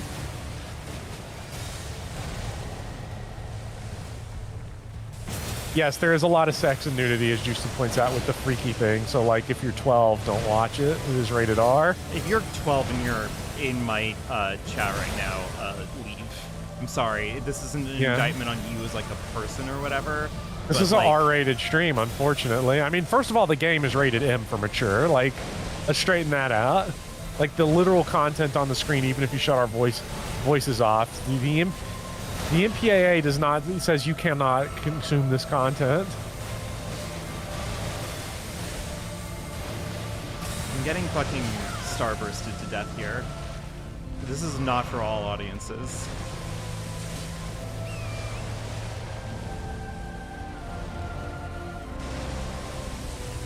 Poor Things also did remind me of, like, the funny thing that, like, actors in general are less embarrassed about nudity than, like, audiences are. Audiences get weird about it for some reason.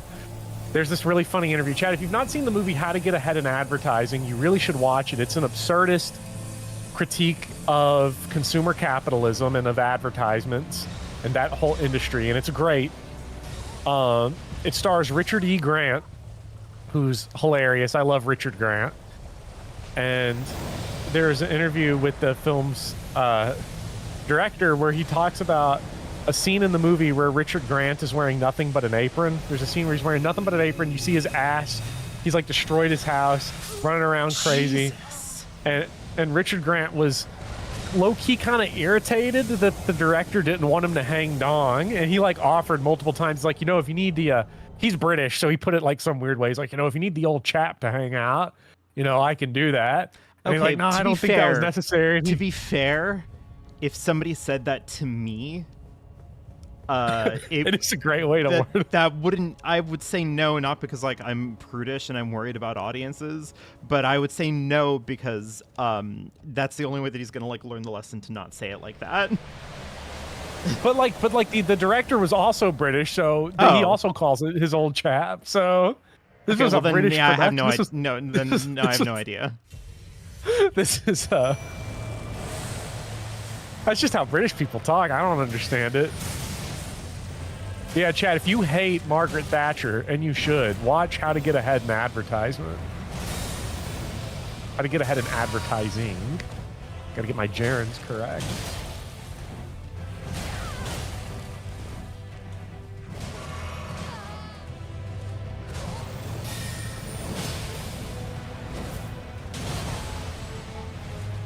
It is very funny when you see his ass through the apron, because seeing people's butts in aprons is very funny. It's a funny image. I think a lot of people have also forgotten what it's like to just be crazy childish. Like I saw his ass cheeks just come out, and I was like, huh, huh, huh, huh, huh. Funny.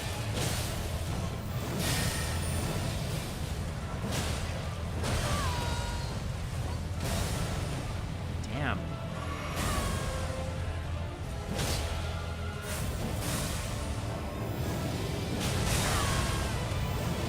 Rata Goat is going crazy right now. Yeah.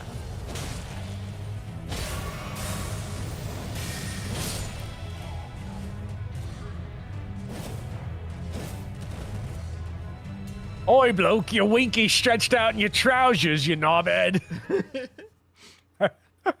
Thank you, Crimbo. Rawberry, having read what you've just said, is both distressing, but also like extremely on brand for Missouri.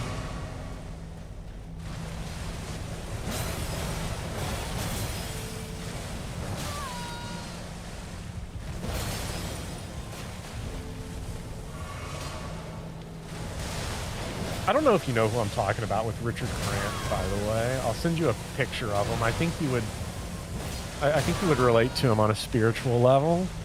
Yeah. Once you get done beating the shit out of Elden Beast.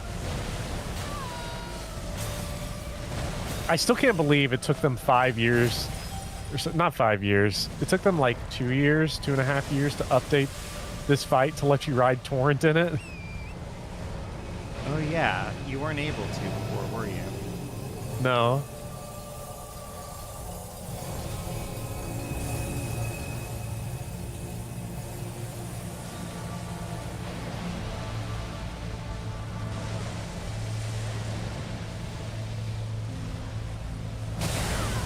Fuck. You know, this kind of looks like Ash Lake, like those are the ancient trees from Dark Souls 1. So in this video, I'm going to show how Elden Ring and Dark Souls take place in the same universe. Oh, hell yeah. That'll do good for number. You know, yeah, you know, I got a comment of someone telling me that, you know, I make jokes, but Bloodborne and Dark Souls do take place in the same universe, and they cited as their reasoning the fact that there is like a werewolf in Dark Souls 1. That is true. There is a werewolf in Dark Souls 1. You know, and it's you know, that's crazy because like werewolves famously were invented in Dark Souls 1. Yeah, it's true. And we're not like a piece of horror iconography that were existed before. Oh, you gotta get that riposte. Get in there. While Mimic Tear on his last leg.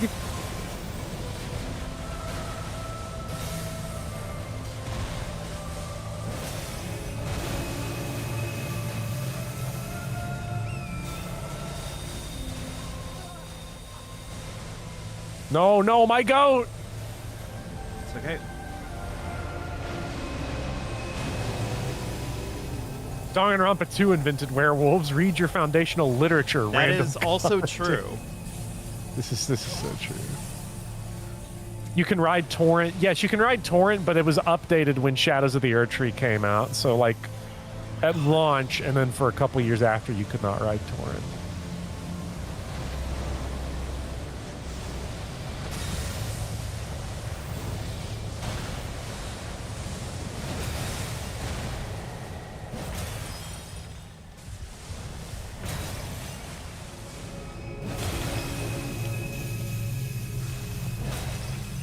Get him. What? Oh No.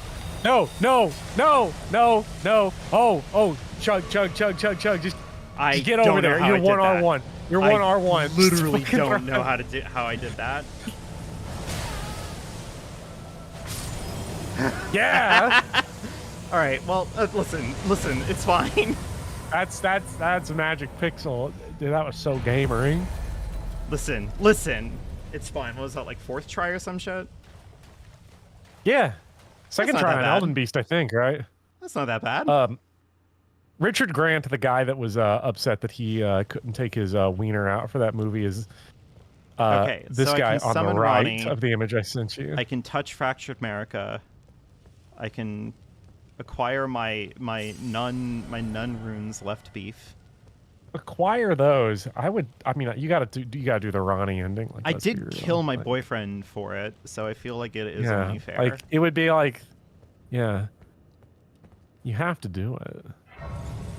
Plus, everybody here wants me to. Like, don't even pretend for a second that like people aren't here going, please, I need to see my wife. I need to see Ronnie. Like, come on. We all know what we're here for. No one is here for me. No one's even here for you. They're all here for one person. Except for dead barefoot blue girl. Yeah. Show me those blue hands.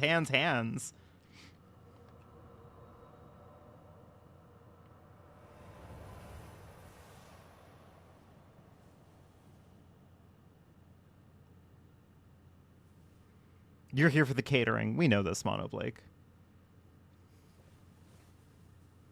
There she The is. battle is over, I see. Our wife, comrade.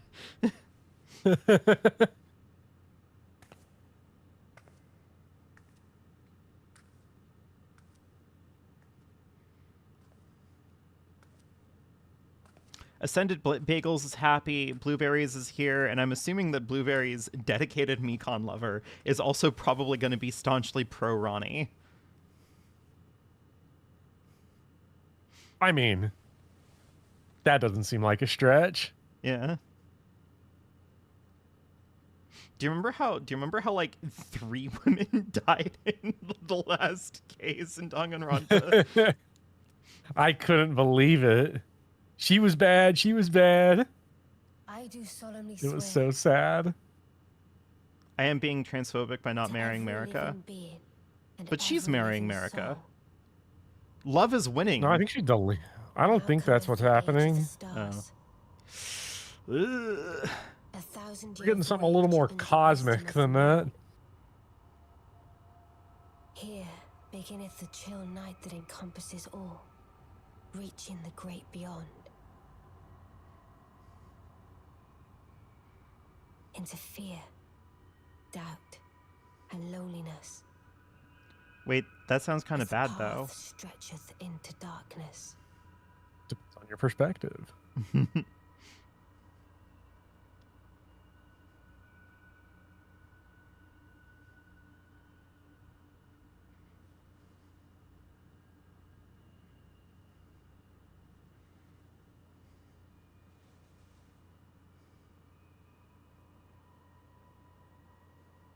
Well then, shall we? Me when she made of porcelain and is evil. My fair consort eternal.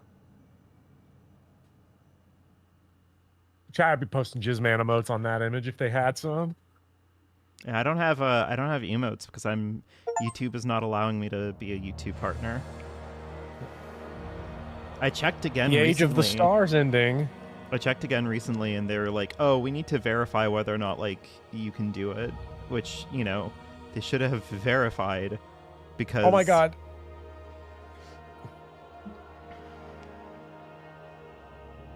I just saw co-director Yui Tanamura in there, Dark Souls 2 Legend. Anyways, continue. Oh, hell yeah.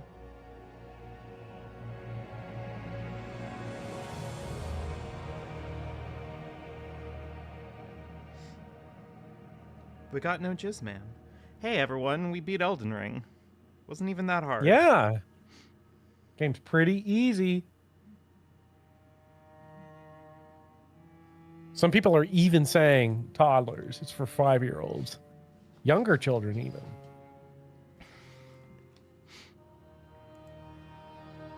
Ain't that something?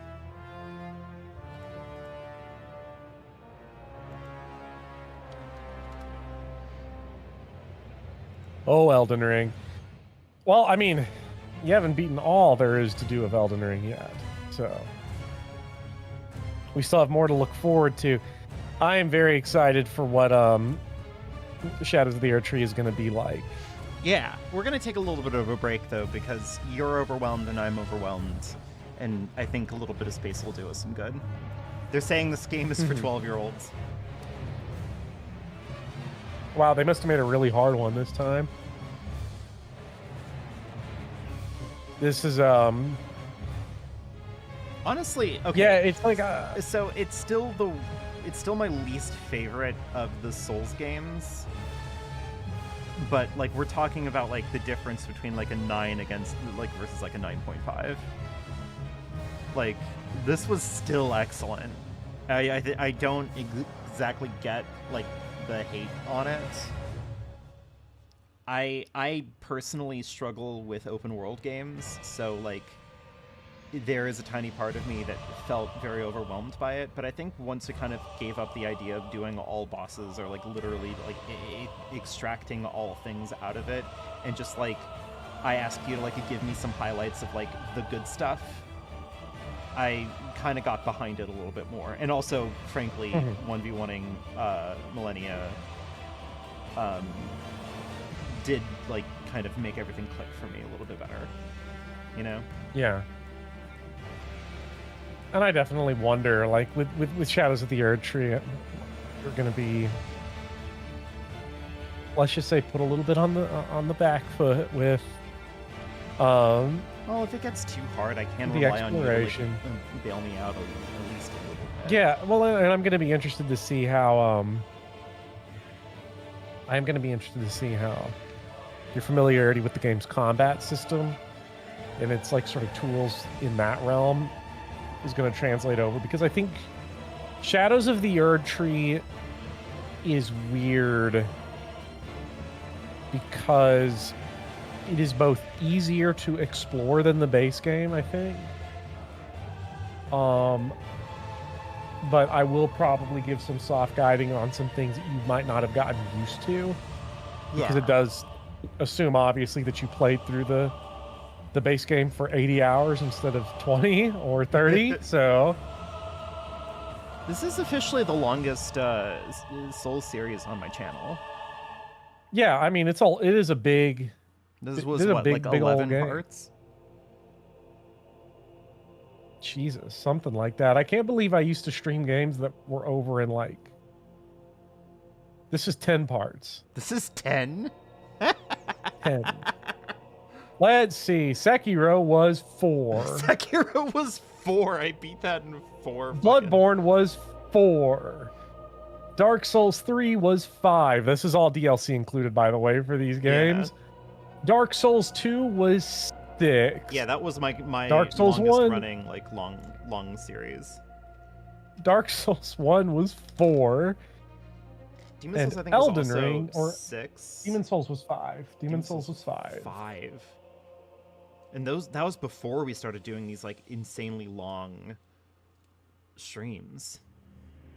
Yeah, only one Demon Souls stream was over 4 hours. Elden Ring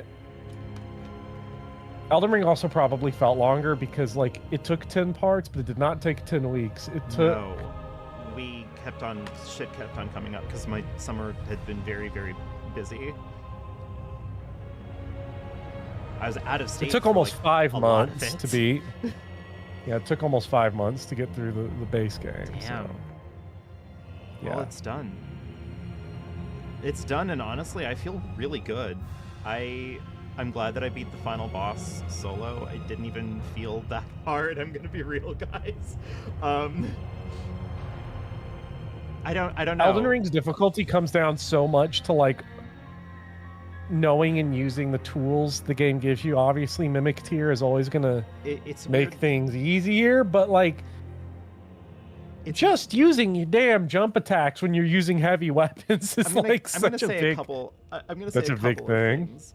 I think the hardest mandatory boss that I fought, like one-on-one, was Malekith. I think Malekith was a very demanding fight. Radagon felt like a Dark Souls 3 enemy. Radagon's a little tougher than a Dark Souls 3 enemy because if you're fighting it completely solo with no like aggro being pulled, I think there are a couple attacks that you need to jump. Mm-hmm. But for the most part, Radagon is like an aggression dodging into him check for the most part. Mm-hmm. So, and Elden Beast used to be a lot worse, but like just being able to ride Torrent completely changed. The way you fought Elden Beast felt more like what it was always intended to be, like a sort of semi-challenge, semi-spectacle. Yeah, it kind of rode the line conclusion. between spectacle and challenge. Honestly, Elden Beast felt about as hard as like Yorm the Giant. You know, where it's like there's a certain If Yorm like, the Giant had niche more like thing that you had to do, and if you weren't like on it, the boss could very well kill you. But like, you know, yeah, if Yorm the Giant had just like a little more one-shot potential, yeah, it's like Elden Beast was considered one of the hardest bosses in the game for a long time, but again, really, again, the thing you got to consider is that for a long time, You couldn't- fighting you Elden couldn't Beast ride- meant yeah, you chasing him. yeah, you couldn't write Torrent As That's he would fair. like teleport over and then like snipe the shit out of you. But also, I think people over exaggerated. Elden Beast ain't too bad when you know how charged heavy attacks and jumping heavy attacks work. I like the doodle logo there. Yeah, that's cute. Or oodle. I wonder what they do. We just got What's the octopus in full in ranking the list at the credits. end? Do you mean of like Souls games? Like which one is? I my guess we can do a favorite? tier list. You might as well. You beat them all, I mean, saying do we Shadows wanna- of the Erd Do we Tree. want to hold off on Shadows of the Erd Tree and Night Rain to be on that list, or do we want to just kind of do one now? I might as well do one now. You're not gonna. It's not like Shadows of the Erd Tree's happening anytime soon, so. Let's see here. Tier maker from Soft Games or something like that.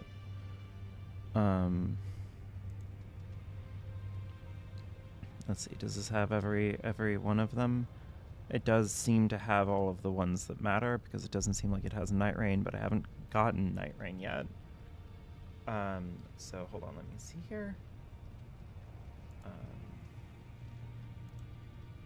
Not a browser. Let's do, what is this? Window capture, internet. Let's get this one. You all can see that? Let me adjust for...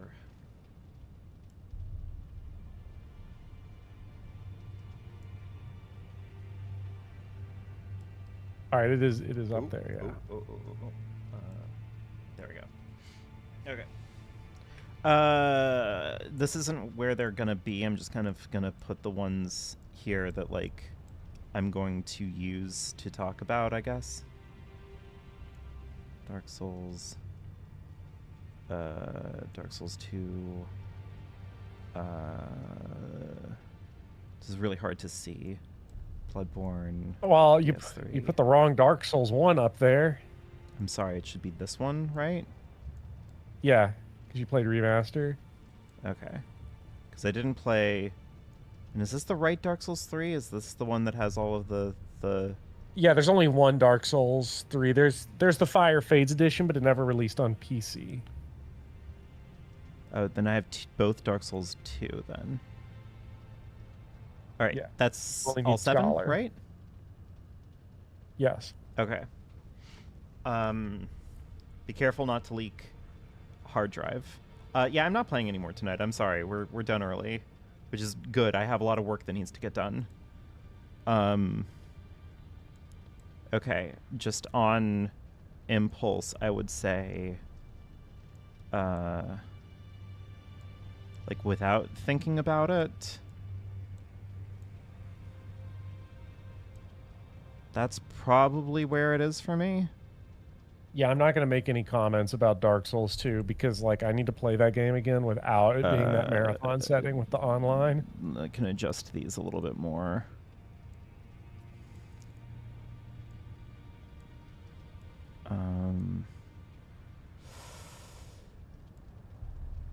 Honestly, yeah, it seems about right.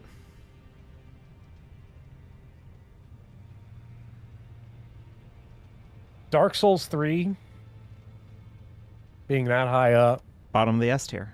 I replayed it. I'm shaking. Replayed it Shaking recently, my head. and it is like, it is a surprisingly fun game. Well, it's not surprisingly fun. It is obviously fun. Well, it's like kinetic and active in a way that like I think does a lot of favors. I think that Demon Souls and Dark Souls 1 kind of get a little bit hampered by their early levels being a little bit more friction. Like Dark Souls 3, like once you have a basic understanding of the combat in Dark Souls 3, you can basically from word go start to feel like you are like that you can just start digging into it. You know, it doesn't take a lot for Dark Souls 3 to just start clicking right away. I think Dark Souls 2 and that's might why it's be mid. at the top for me just on pure like aesthetics and just like the like sweeping melancholy of it all. Bloodborne I like aesthetically. Honestly, Bloodborne, Dark Souls 2, and Sekiro are like really, really narrowly like neck and neck there. Sekiro I bumped down a little tiny bit because I have trauma about bathroom-related stuff, and Guardian Ape, despite the fact that I can beat him and he's a chump, is gross. Don't like that. Well, okay, but let me fight you on that point very slightly, which is that technically on your experience, you never even saw that attack because he died too fast. I got hit by that attack. Did you? I thought it didn't even happen. I thought the fight was over in like 45 seconds. He got like, I thought he got like quadruple firecrackered and then exploded. No, that's you in the charity stream. Yeah. Elden Ring is all the way down there just because, again, like open world games, and I struggle a lot. But yeah, I think that's about it. Yeah. Hop on PS3 Demon Soul and put it up there with DS2. You know, have it in your heart. The moment that I can figure out how to legally obtain and play Demon Souls for the PlayStation 3, I will do that. I actually, honestly, Bopper, your videos have really hard sold me on PS3 Demon Souls, and done so in a way that like didn't do that for Dark Souls versus Dark Souls Remastered. Like Dark Souls Remastered, I can tell that like there's a lot of differences around it, but like I don't think that Dark Souls Remastered is nearly the kind of artistic departure from the source material that the Blue Point Demon Souls remake is, which is weird to say because the Demon Souls remake is gorgeous. Like it is a very visually pretty experience to go through. But I think that there is a charm to the PS3 Demon Souls in it feeling a little bit like you're playing like a relic of a game. If that makes sense. The PS3 version of Demon Souls is much more Demon Souls than Demon Souls Remake. Mm-hmm. Demon Souls Remake is the Metal Gear Delta to Snake Eater. There's nothing wrong with Demon Souls PS5 per se, but like I wouldn't even say it feels like a relic. But you definitely get that sense when you play it of why that game in that time wasn't that long ago. Demon Souls is released more recently than Metal Gear Solid 4. Just to put it into perspective. Jesus. It's you get why that game at that time was so oppressive and so difficult and so different and so mean, because there is a dark grunginess to Demon Souls that doesn't exist in any of the other games. One thing that also soured me on the remake a little bit a few days ago is that one of my favorite flourishes in Demon Souls Remake is when you go into the Shrine of Storms for the first time and you walk through the gate after you fight the first skeleton, and you go through the little like gate and that tree gets struck by lightning and it blows up. You know, that part's so cool. Yeah. You know what? Castlevania 64 has a tree get struck by lightning in the exact same way in its first level to set the tone. Hell yeah. You're walking up to it and lightning cracks and blows this tree up. And then Castlevania 64 does you one better because it scares the shit out of you. And then you start walking and the next tree also gets struck by lightning. So, like Demon Souls PS4 5 remakes best feature, they just pulled it straight from Castlevania 64, the fucking frauds. Buddy, hold on. Executive call. Demon Souls is Castlevania 65. That's good. But specifically Demon Souls remake. I mean, there's a Demons the Soul series is always, people always say that it's what 3D Castlevania should have been. I would say it's what it could have been, because there's nothing wrong with Castlevania 64, but that's beside the point. The real version of this list, Chad, if you want the actual canon, oh my god, and it's going to go on the wiki. The real version of this list, top to bottom, is Bloodborne, Sekiro, top to bottom, Elden Ring, top to bottom, Bloodborne, Sekiro, Elden Ring, Demon Souls, Dark Souls 2, Dark Souls 3. Demon Souls. All in S tier. Dark Souls. I'm assuming you're still using the Dark Souls remake, right? Yeah. I'm going to put the Demon Souls remake down here. Like that? Yeah, just take it out of the list, because I don't care that much to actually delineate it from the other one. That's the Bopper tier list? That's the Bopper tier list. That's the real tier list. That's canon, chat. Write that one down. But all in S tier. I can't do tier lists. I can't put shit in D tier. Like you asked me to rank the adventure, and I'm not gonna. You were the one who taught me about tier lists. Like you were the one who was like, oh, I grade curve my tier lists because I like it when everything is like an even. Okay, but then I discovered neat tack. Okay, so you see the little gear icons on the right? Uh-huh. So starting from row D and going up to A, just delete those rows.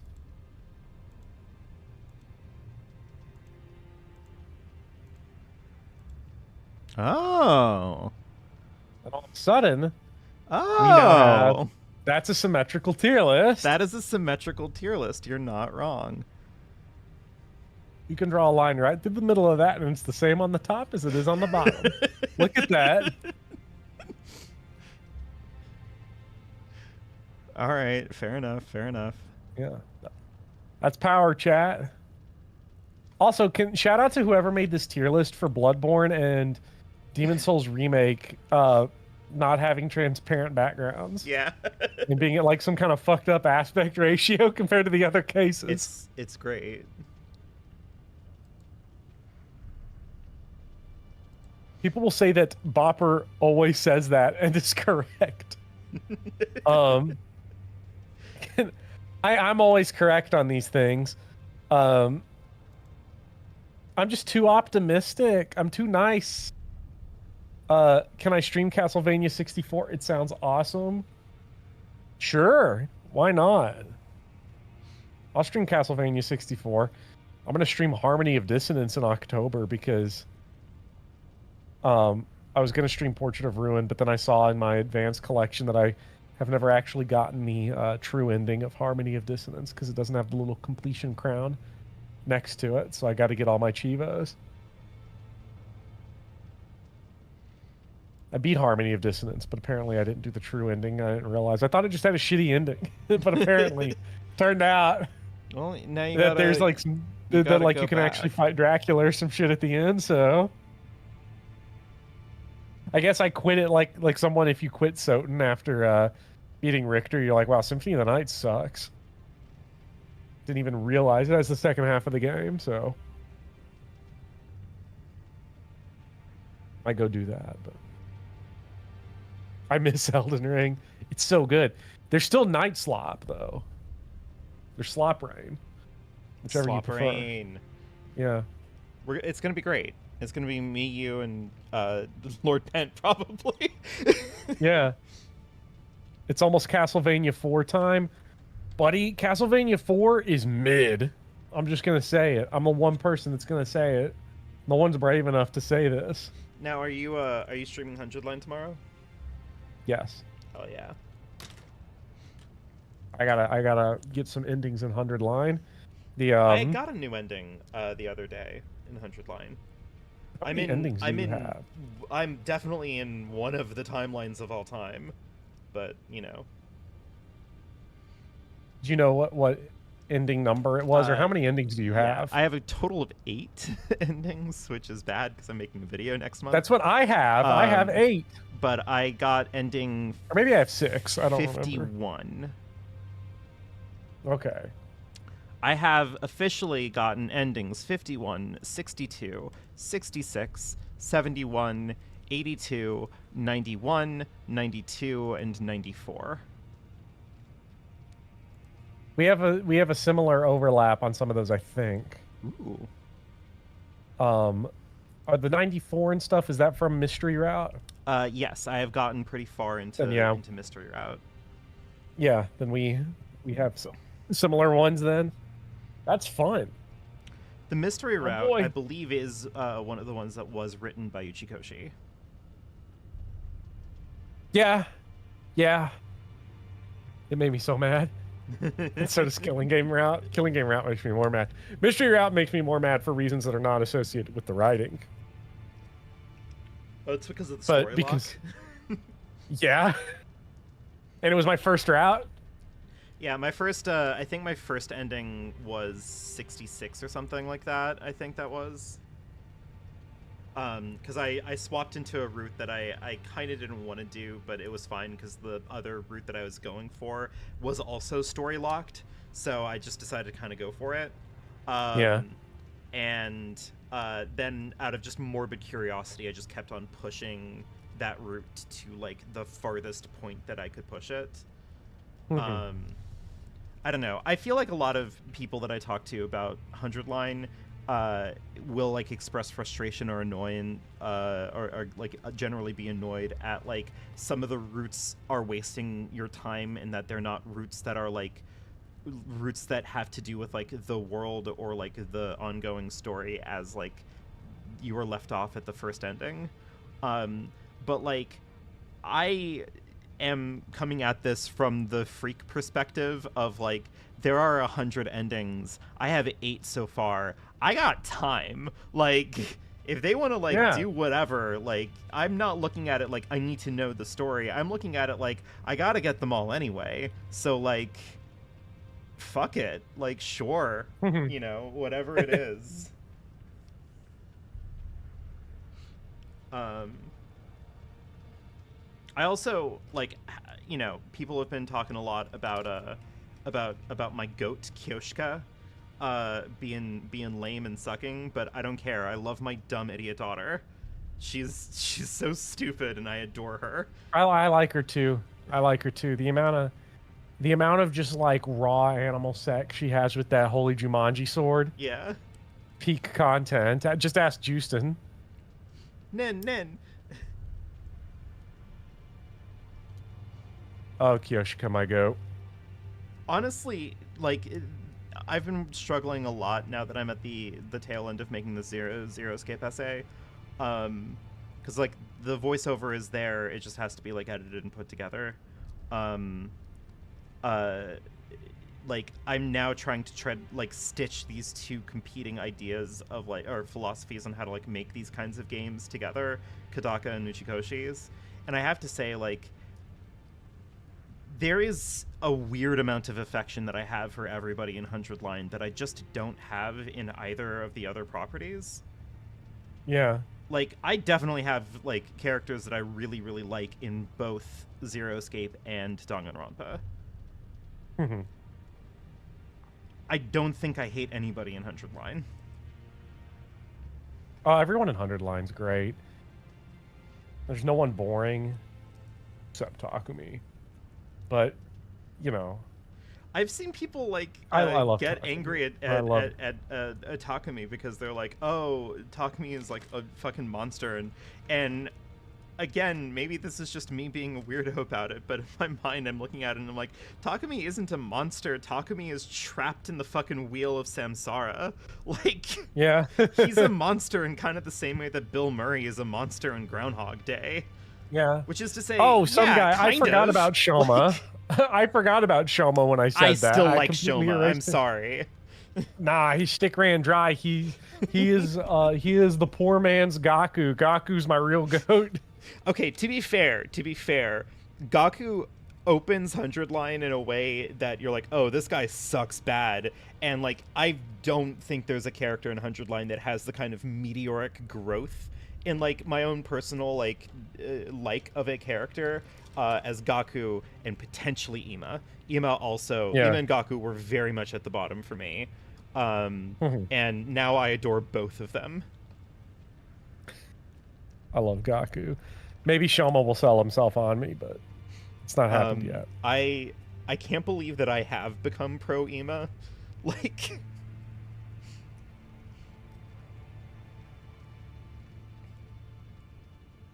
there is, I don't know, I have to think a lot. Like, there are already sections in my mind for my 100 Line video. Like, I am gonna have to, like, dedicate an entire ass fucking section to, like, Yugamu and Nozomi. Like, Nozomi's obvious because Nozomi is, like, the main fucking plot of the game, basically. Because Takumi only cares about Kitten. But, like, there is something about Yugamu that, like, I think is kind of captivating. I don't know. I might want to make that section one that's shared with him and Tsubasa, because they are, like it or not, like, the two most functional members of the squad. I guess there's like 3. It's those 2 and Hiroko that are like the only 3 characters in the game that have their shit together.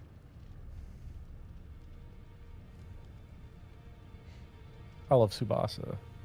Tsubasa, It is funny now she's the only one that ever actually does anything helpful. Tsubasa is great because you can see how many times the writers of 100 Line are just like, we need to solve a problem. Tsubasa fixed it. It's fine. Like,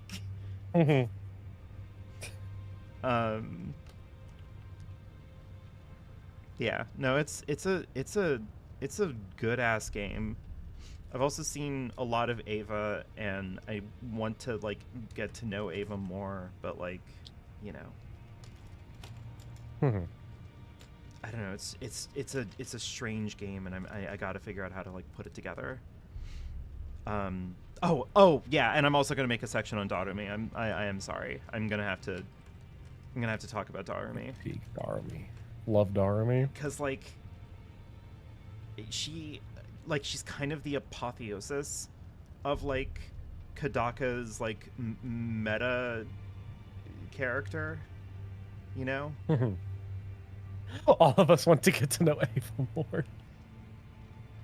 That's Hey, fair. just ask Juice. Like, I don't know, there is something about Darumi that like like shoots the moon, or like transcends the medium, I think. Mhm. I think a lot about that one article where like somebody was like, Darumi is cringe and I have to love her, or something like that. Darumi is the same kind of character as Hifumi. People aren't ready for this conversation. Blueberries, that is a wild take. I need to know more, because I have a tenuous understanding of what you mean by that, but like that is fascinating. Also, Hifumi would never wield knives. We know exactly what Hifumi's build would be. It's fat rolling dual katana strats.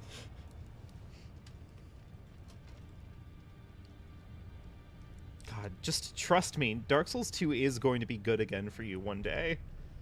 I just have to not play it on. I just can't play it on with online summons.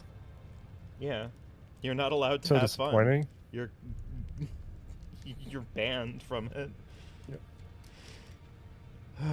Okay. So depressing. Bopper, it has been a Well, pleasure. Elden Ring has been great. has been a delight, everyone.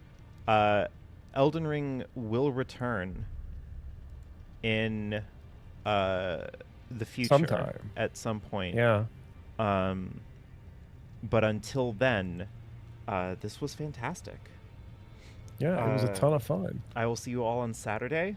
Well, I'll see you all on Friday, theoretically, because theoretically we'll be doing Baldur's Gate 3. And there's Danganronpa Saturdays. And then there's Danganronpa Saturdays. And it'll be like I never left. yeah. More like Smelden Ring. Fuck. We just got owned. I have to end stream. I have It's to end over. stream. You gotta Fuck. end it now. Fuck. Bye. Good night. No, I'm not going to do a fake out ending. This is the finale. Everyone, have Yeah. a wonderful night. Have a wonderful night, Before and Jello Good night, and everyone. Takio and Ascended Bagels and Blueberries and Eric and Anarchist and Lord Pent and Amadel and some guy 6470 and Eric, if you're still here, Gerbil Schnur. Have a wonderful night. Justin, if you're around still. You're all fantastic. Good night, Crimbo and Eriton. My little stream family. This is all very sweet. It's very I'm a very lucky I'm a very lucky YouTuber. Not everybody gets to have like a really cool community like this, you know? It's really great. Yeah. All right. Have a good night.